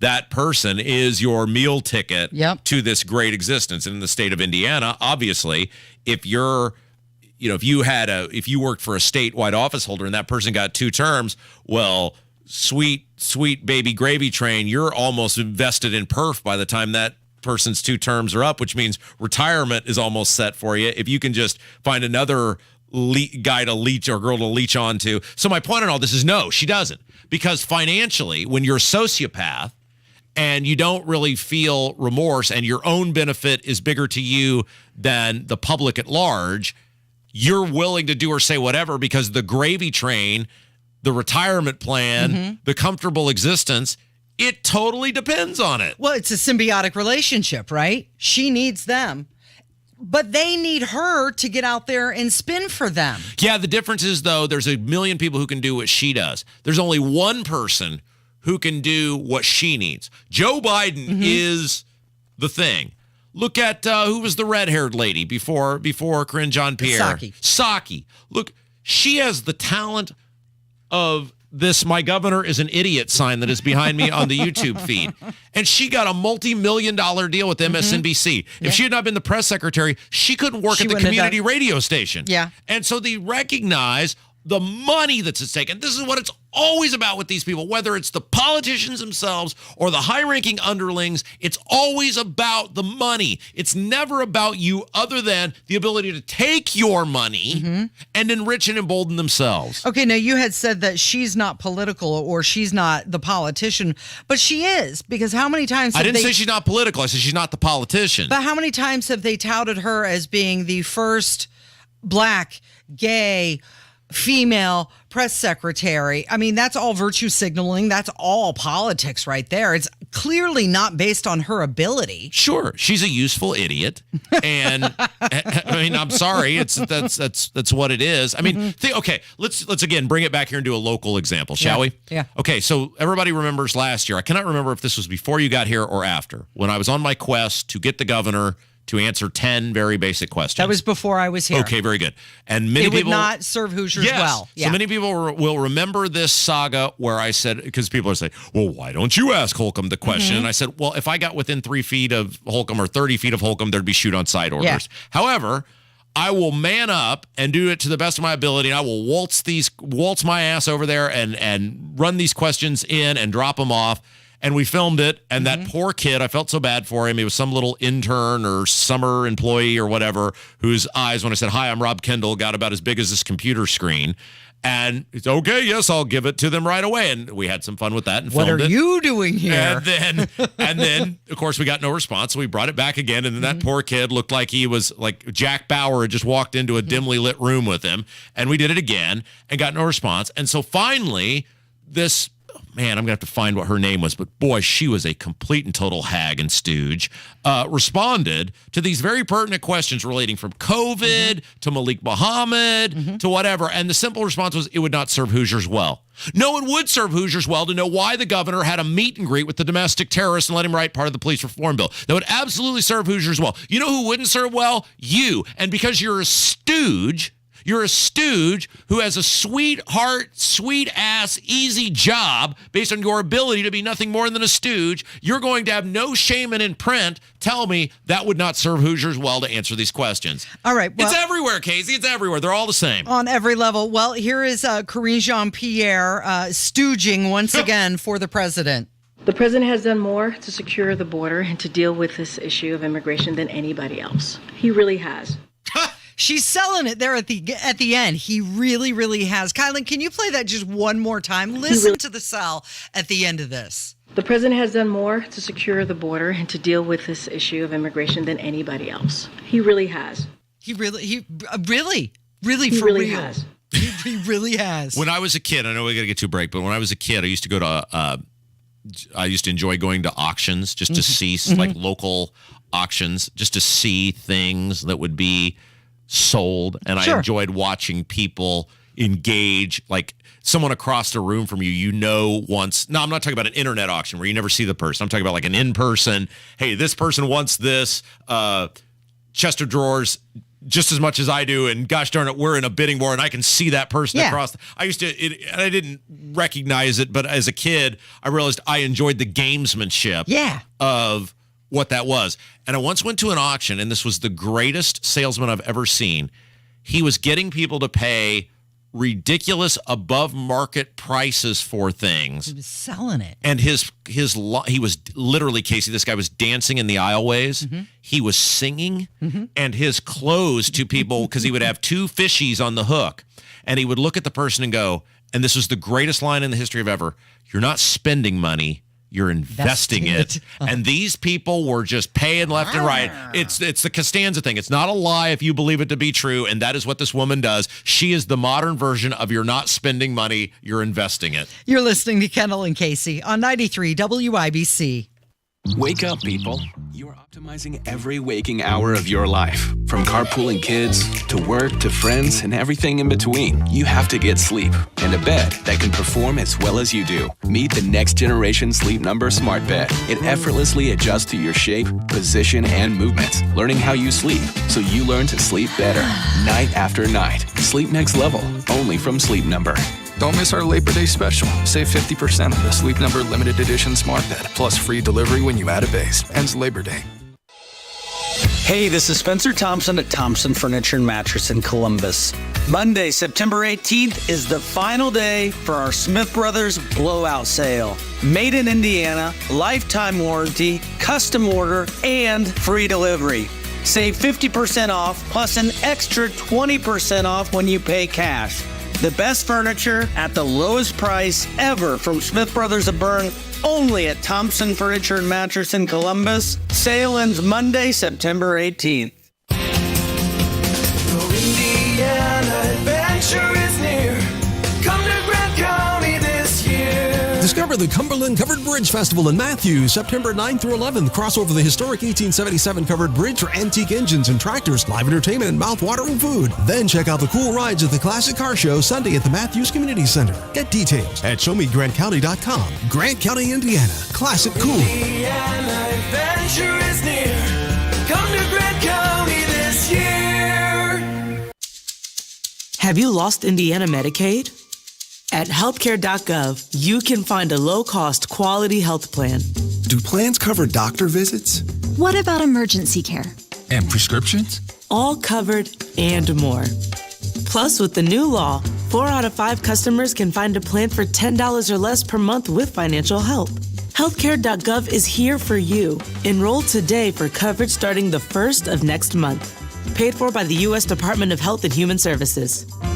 Pierce Jewelers is the best family-owned jewelry store in Carmel. All jewelry and watch repair, appraisals, and custom design are done in-house. Shop local, shop smart, shop Pierce Jewelers. Do you need air conditioning service and are looking for a local dealer you can trust, like Marshall Mechanical in Franklin? Find that American Standard Air dealer at IndyHomeComfort.com. 93 WIBC Mobile News. On the level, on the go. She didn't hold back. I'm Kurt Darling. Here's what's trending at 11:30. Republican presidential candidate Nikki Haley is calling the U.S. Senate a privileged nursing home after the latest freeze episode of Minority Leader Mitch McConnell. McConnell, who is 81, was giving a press conference in Kentucky on Wednesday when he went silent for about 30 seconds. On Thursday, Haley said the U.S. was the most privileged nursing home in the country. Interest will start accruing again today on any student loans that you may have, but some experts say you need to be aware of your options. And so the blanket forgiveness is not happening, but different types of forgiveness or smaller payments, those seem like those are going to move forward. Bill Wozniak with InvestEd says you may qualify for some forgiveness plans that are out there now. I'm Kurt Darling, on the level, on the go, and on WIBC.com. You're listening to the Kendall and Casey Show on 93 WIBC. Good morning. It is Kendall and Casey. It's 93 WIBC at 11:34. I must ask you a question, What Casey. is going on with you? You about had a heart attack during the commercial break. Well, I saw this, and we have some story about Trump and how much money he's made. So let's cover this real quick. Trump made $20 million in the month of August. And I guess a bunch of that, half of it came after he had his mugshot taken. Yeah, it was about $10 million that came in after that mugshot was released. And talk about massive backfire. He sold 36,000 T-shirts, 24,000 coffee mugs, and 8,600 posters, all with Trump's mugshot on them. Okay, so this is not the question I need to ask you about, but I do have a question about this story. 24,000 coffee mugs.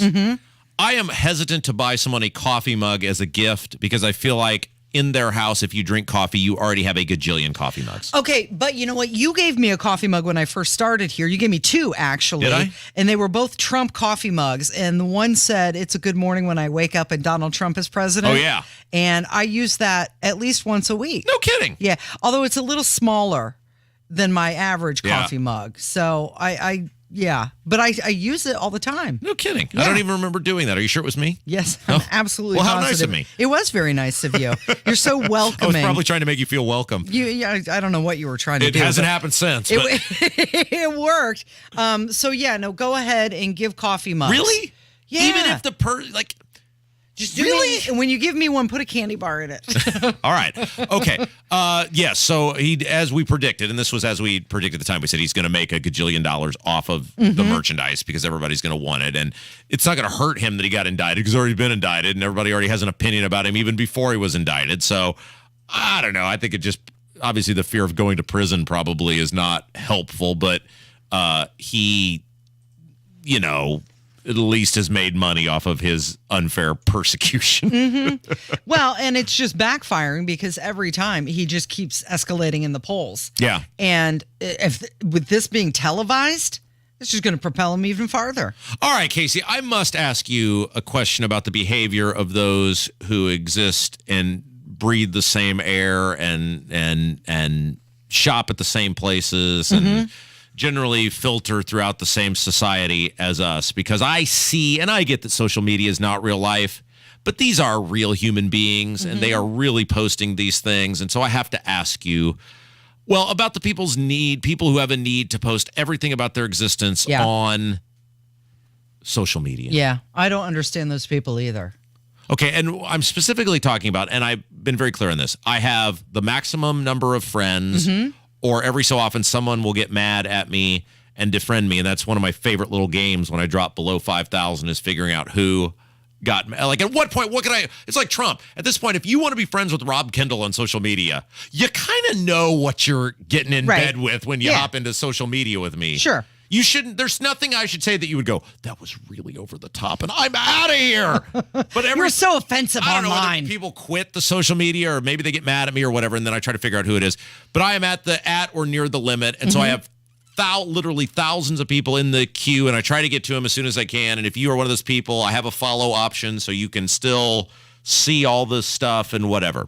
But a lot of people I simply don't know who I'm air quote friends with on Facebook. Like, it just, hey, you want to be my friend? You look like a real person. You're not a communist, Marxist, whatever. Okay, great. Let's play. And as long as you don't violate the rules. I'm sure you do thorough vetting. Oh my gosh, yes. Yeah. Yes. But my point on this is I will see people post things and I don't know many of these people in person. And somebody posted, no joke, Casey, to be Biden. No joke, man. Or somebody filed a restraining order against them and they posted it on the internet for everyone to see. Yeah. I don't know why you would do that. And this is not like if, let's say, Suzanne Crouch has filed a restraining order against Rob. Well, heck yes, I would post that for everyone to see, and we would have a good chuckle out of it and make a show bit out of it. Right. This is like a private person who has had some other, I don't know, it's a wife, a girlfriend, or whatever. I don't know you. Nobody else knows you either. And you're posting this, hey, get a look at this. Right. Why do people feel the need to do that? Is that a flex? I don't know what it is. That's why I'm asking you what it is. I don't know. Maybe they're trying to send somebody else a message. And I'll give you an example. Last weekend, I went up to South Bend and I went out to a lunch with a friend of mine, a former cameraman that I worked with. It was a quick lunch. We went and had burger and then that was it. Yeah. Well, he posted a picture of me on his Facebook account, and I didn't know he was going to do that. Yeah. And it just showed up in my feed. Oh, my gosh, there I am. He didn't ask me if he could do it. He just did it. And I thought maybe he's trying to send a message to his girlfriend, ex-girlfriend, that he was out to lunch with another woman. What? Like he was trying to make somebody else jealous. So like he was sending a message without sending a message. Yeah. So maybe that's what this person's doing with But how would but at least with you, I'm hanging out with hot local celebrity Casey Daniels. Look at this flex. What flex could be involved with saying, here's the restraining order? Well, that's filed what I'm against me? asking. Is that, are you bragging? Like, why would you want people to know that information? Because I think his caption was something like, would you guys get a load of this crap or something like this? Okay, so he's venting. But nobody's going to know. It's not like you're The Rock where people are searching for information on you. Looking for validation. But nobody's going to know you have a restraining order against you unless you tell them because you're not some sort of celebrity, local, national, or otherwise. And that's it. He's telling people and he wants someone to be, look, he's the victim. I don't know. Someone's playing the victim. I don't know you, but you know what I know about you? You have a restraining order against you. Is that really what you want people to know? Yes, I don't. Kylan, come here. You're the young. So you're X. I'm millennial. You're Z. Why do young people feel the need to post all sorts of information about themselves, even if it is very much could be construed as a negative piece of attention? You know, that's a really good question. That's why I asked it. I am not one to post a whole lot on social media. I'm not very good at just replying to text messages. Yes. But I would say, like you mentioned, the attention. Yes. Even if it's negative, it's still attention. And that's what they want. Attention. Give me attention, even if it is for me having a restraining order. This person wants to be validated that somebody is doing them wrong. Isn't that crazy? Yeah. Because he said, what was the post? Look at this craziness. Yeah. And I did look at it. Yeah. And it was like, okay, it's kind of wacky. The handwriting. They're playing the victim. The handwriting by the person in question is very Kaczynski-esque. So maybe it is kind of wacky and crazy. But my goodness, Casey, if I, again, if it's one thing, if it's like, remember when this has been several months ago now, we were critical of a government stooge and then I met this person in person, and this government stooge was very angry at me, and we laughed about how this person was angry at me in person, and then they sent some sort of cease and desist letter. Yeah. Remember that? Yeah, we took it and framed it because it's hilarious and funny. But this is a public person who did something in the public that we had talked about, and I'm a radio broadcaster, and I'm going to chuckle and laugh hilariously at that. You're a private person who someone's accusing you of some sort of borderline felonious behavior. It's You know what this proves to me, Rob? Something that we've said for a long time. Not everyone should have a platform. Right. Yeah, boy, that's a great example right there. There are many people who don't have the skill to withhold. Therefore, they should not have a platform. Right. Not everything needs to be out there. Yeah, so look, this just will be a cautionary tale. And when, coming up in the next segment, we're going to have Susan Beckwith. She's back after a couple weeks off for the Mind Your Manners segment. And it's going to be great because we're going to actually touch on something that I have had trouble with for years, which is how do you handle someone if you don't remember their name? Right. And you got to be in a conversation with them.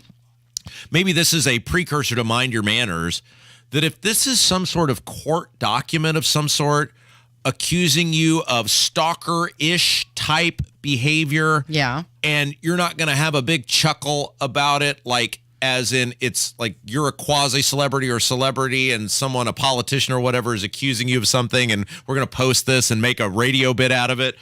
I've never actually had that happen to me. I'm just winging it off the top of my head. Maybe just don't post it. Yeah, okay, so maybe this person is creating content with their cease and desist for, I don't know. Their 5 friends. My mind, Casey, was just blown that somebody would post the whole thing, right? They posted the whole restraining order, page after page after page, and I was reading all of it. And I guess maybe by that sense, I gave that person what they wanted because I was interested enough to know what crazy thing are you accused of doing, right? That you would want the world to know about. That's the attention they wanted. And you gave it to them. Yeah, I did. You gave it to them. Guilty as charged, Casey. And you know what? If they get another one, for the clickbait. I'll look again if they post another one because I'm just that voyeuristic. Okay, but next time we want names. All right, Susan Beckwith is joining us next. Speaking of names, how to remember someone's name if you forget. Mind Your Manners is on the way with Kendall and Casey on 93 WIBC. Tuesday, Wednesday, break my heart. Thursday doesn't even start. It's Friday, I'm in love. Coming up on Tony Katz today, what the unemployment rate really means, and sometimes too old means too old. That's after the news at noon on 93 WIBC. This is an important notice to consumers facing $10,000 or more in credit card debt, medical bills, or other unsecured debt. You may not be required to pay it all back because there are special programs now in effect that will significantly reduce the amount you will owe if you qualify. This is not bankruptcy or a debt consolidation loan.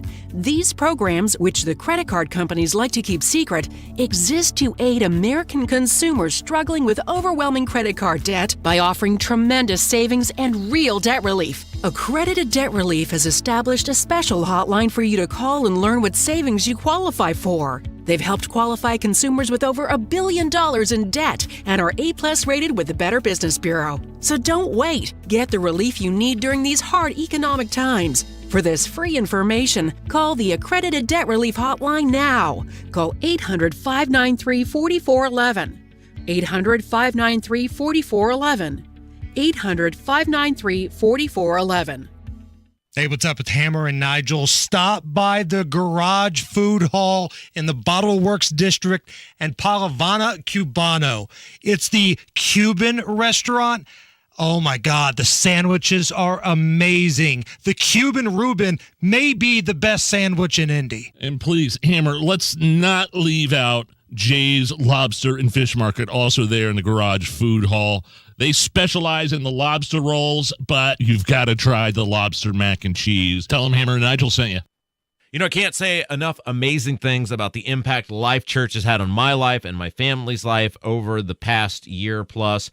And this Sunday, if you're looking for a new church home or even a first church home, if you're being called for something different, please consider checking out my friends at Life Church. They'd love to meet and welcome you and your family. They're just so warm and friendly at Life Church. They're the absolute best. And Life Church makes it easy for you with campuses all across central Indiana, including Noblesville, Fishers, Eagle Creek, and Pendleton, in addition to awesome online services. Learn more about it all at lifechurchin.com. Basements get a bad rap, probably because so many of them are wet, leaky, and musty. Michaelis is putting an end to the horror show. Their time-tested waterproofing systems eliminate and prevent water issues. Damp and moldy becomes clean and healthy. They have a lot of homeowners enjoying their basements again. Water, storms, fire, and wet basements. Life happens. Michaelis happens to help you through it. Call 844-FIX-INDY. Make it Michaelis. Is your Generac home standby generator ready for the next outage? Are you overdue for annual maintenance? Schedule an inspection today with Generator Supercenter and ensure your Generac generator is ready when you need it most. GeneratorSupercenter.com. I'd rather be folding laundry. It's gonna be fun. Said no one ever. Also, no one enjoys wasting time in traffic. That's why we love saving you time. Matt Baird Traffic. Backups are already starting. On 93 WIBC. Hammer and Nigel. So is this the greatest mugshot of all time? For me, Nick Nolte, Frank Sinatra, Hugh Grant, Tiger Woods. It's still Trump because it's a president, and that former American president has never had his mugshot taken. I think a lot of people would say, look at what's going on the other side too. Just make it fair. That's all people are asking. You're right. Hammer and Nigel, weekdays 3 till 7 on 93 WIBC and WIBC.com. I'd rather be folding laundry. It's gonna be fun. Said no one ever. Also, no one enjoys wasting time in traffic. That's why we love saving you time. Matt Baird Traffic. Backups are already starting. On 93 WIBC. Susan, looks like I'm losing.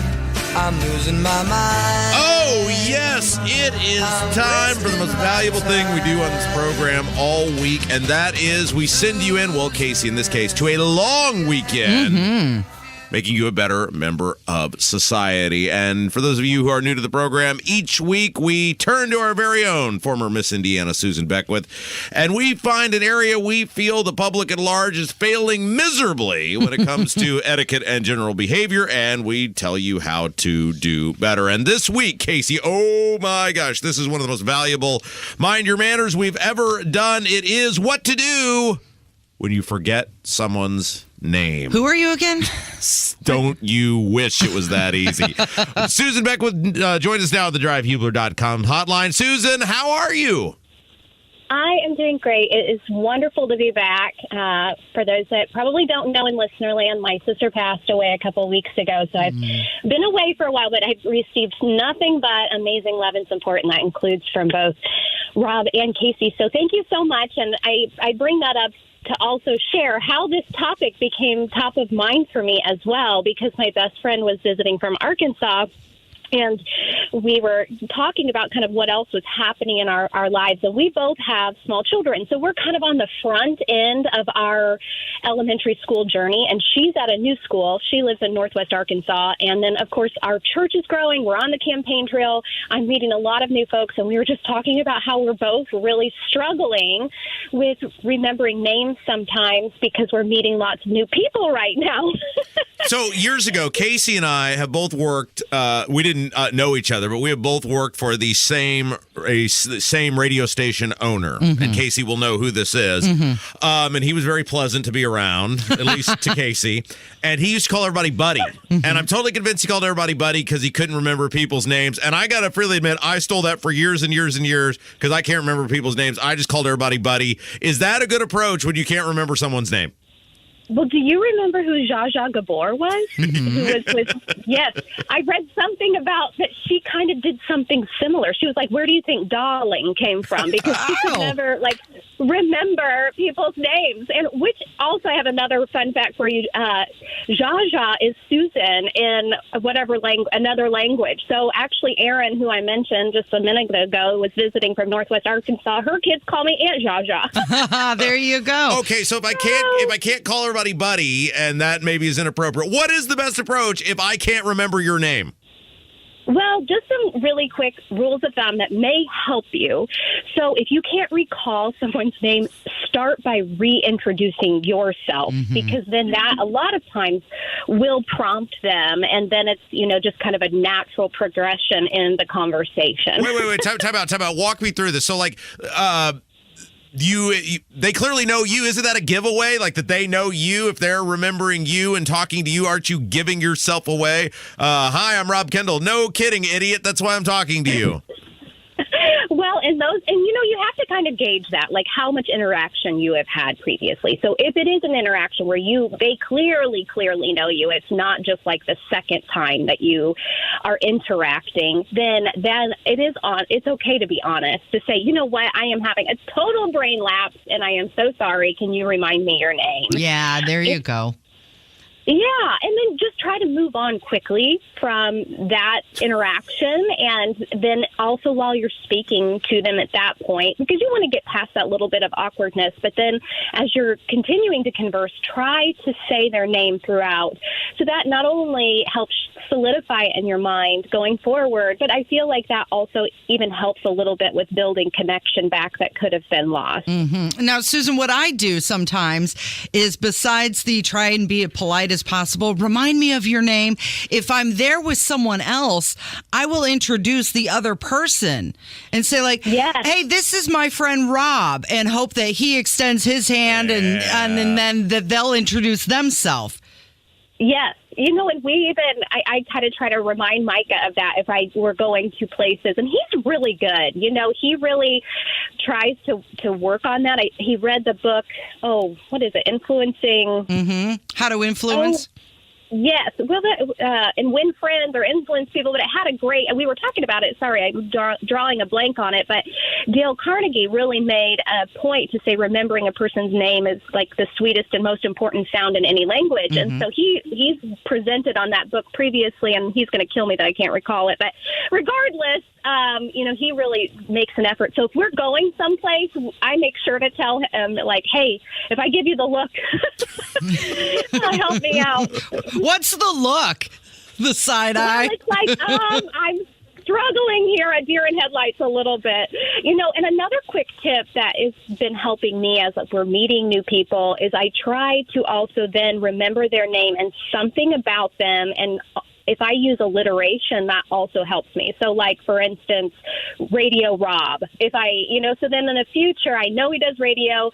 It starts with an R. Yeah. And so tricks like that can also help you so that you can hopefully recall when needed. That's amazing you said that. Susan Beckwith, our guest. It's our Mind Your Manners segment, talking about today what you should do if you can't remember somebody's name or how to better remember their name.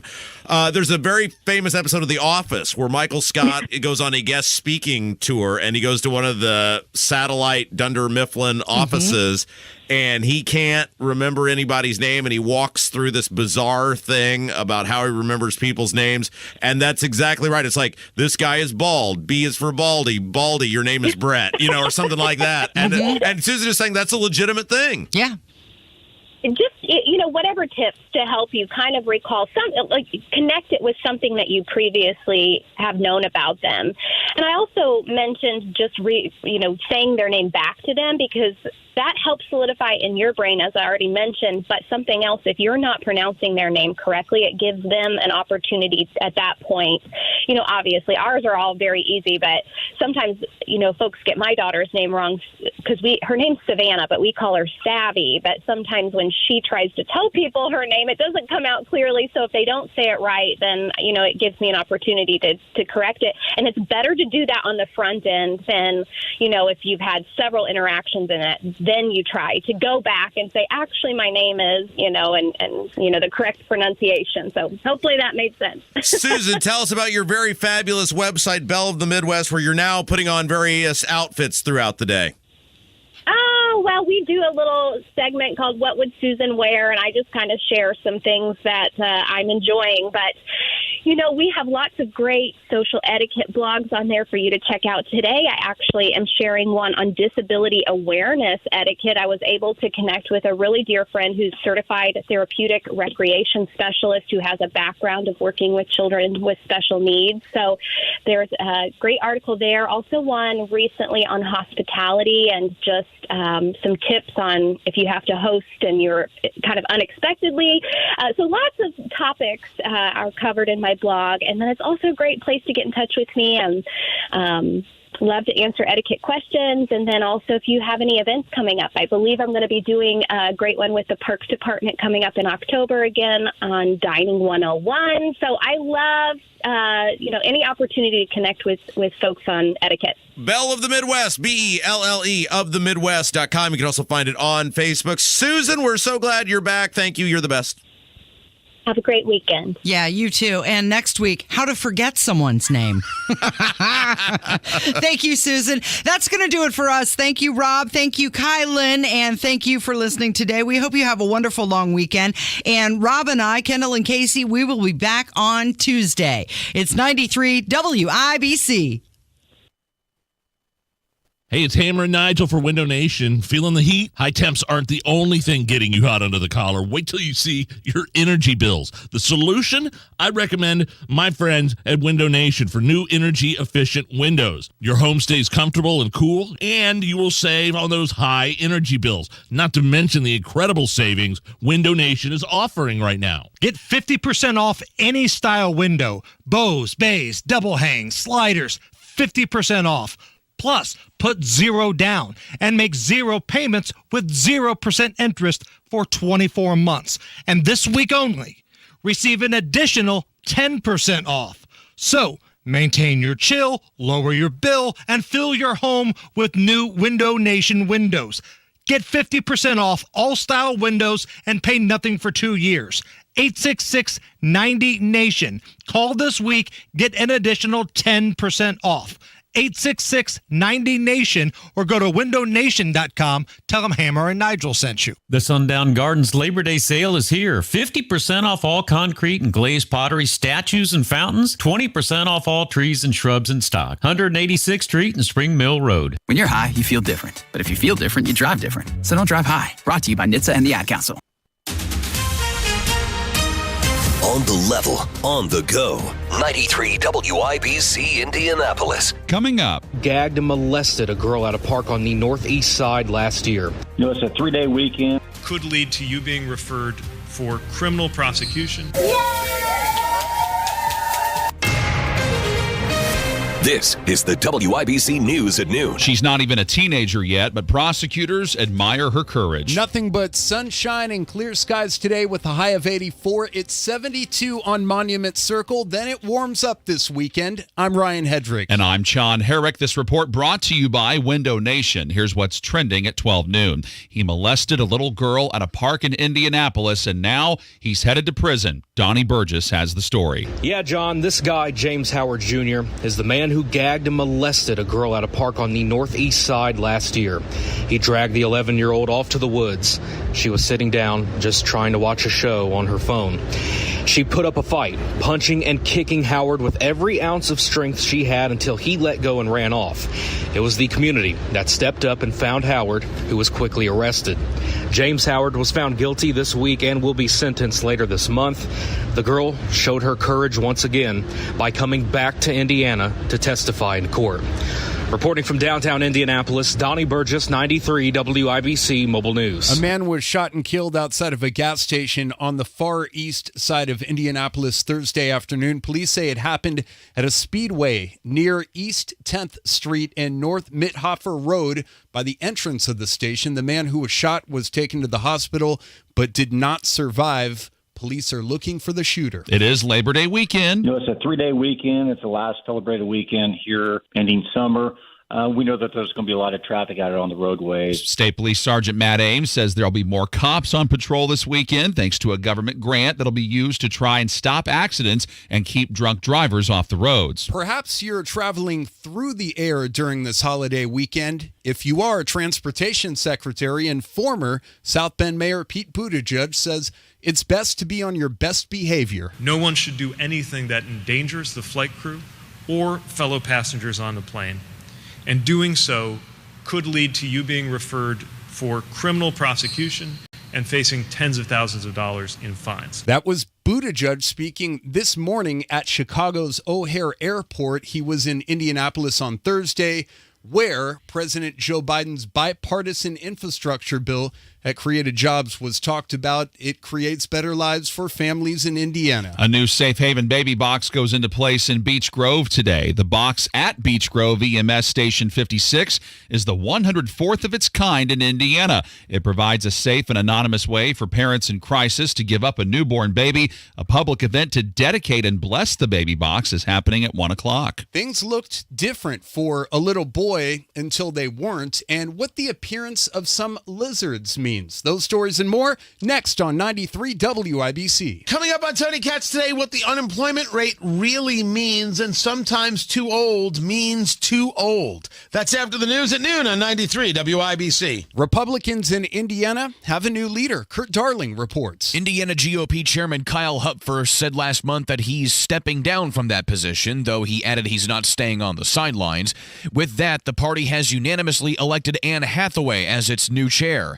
Hathaway runs a political consulting firm in Indianapolis and was also previously the Indiana GOP's representative to the Republican National Committee. She also has previous experience working under former Vice President Dan Quayle in the White House as well. Kirk Darling, 93 WIBC Mobile News. Attorneys for the woman accused of killing her husband before publishing a children's book about grief are appearing in court in Utah today. State prosecutors say they would not pursue the death penalty for Corey Richens. Richens is still in custody, but the judge has already said he's trying to avoid any more delays. Her late husband's family has sued her to stop her from making any money on the book sales. The Atlantic Coast Conference is expanding to the Pacific Coast. ACC presidents and chancellors voted today to add Pac-12 members, Cal and Stanford, along with SMU, from the American Conference. Those additions would take effect in the 2024-2025 academic year. That means the ACC now stands at 18 schools, while Oregon State and Washington State are the two remaining Pac-12 schools. Lizards being spotted in southern Indiana. Harrison Silcox reports on an invasive species in the Hoosier State. There's no need to panic if you spot a common wall lizard, says the DNR. Some people have been finding them in Lawrenceburg along the Ohio River, and while they won't hurt you, the DNR's worried they could hurt the local food chain. Wall lizards are 5 to 8 inches long with brown and gray spots. You'll normally find them around rocks or on the shoreline. The DNR says they were brought from Europe to Cincinnati on purpose back in the 1950s. Now they're trying to figure out what's brought them to Indiana. Harrison Silcox, 93 WIBC Mobile News. You can check out vintage cars at an auction in Auburn, Indiana. Sasha Nixon reports that one of those was built for the Queen. The Worldwide Auburn Auction is running through Saturday at the Worldwide Auctioneers HQ on Opportunity Boulevard. On Saturday, you can bid on the Austin Princess Landaulet, which was designed and built for Queen Elizabeth II's visit to Jamaica in 1966. Find other cars that will be available at the event at listings.worldwideauctioneers.com. Sasha Nixon, 93, WIBC Mobile News. And a boy named Braxton, who was born when his mother was just 5 months pregnant in Indianapolis at 1 pound and 4 ounces, almost didn't survive, but now he was able to make it out of the NICU at Peyton Manning Children's Hospital this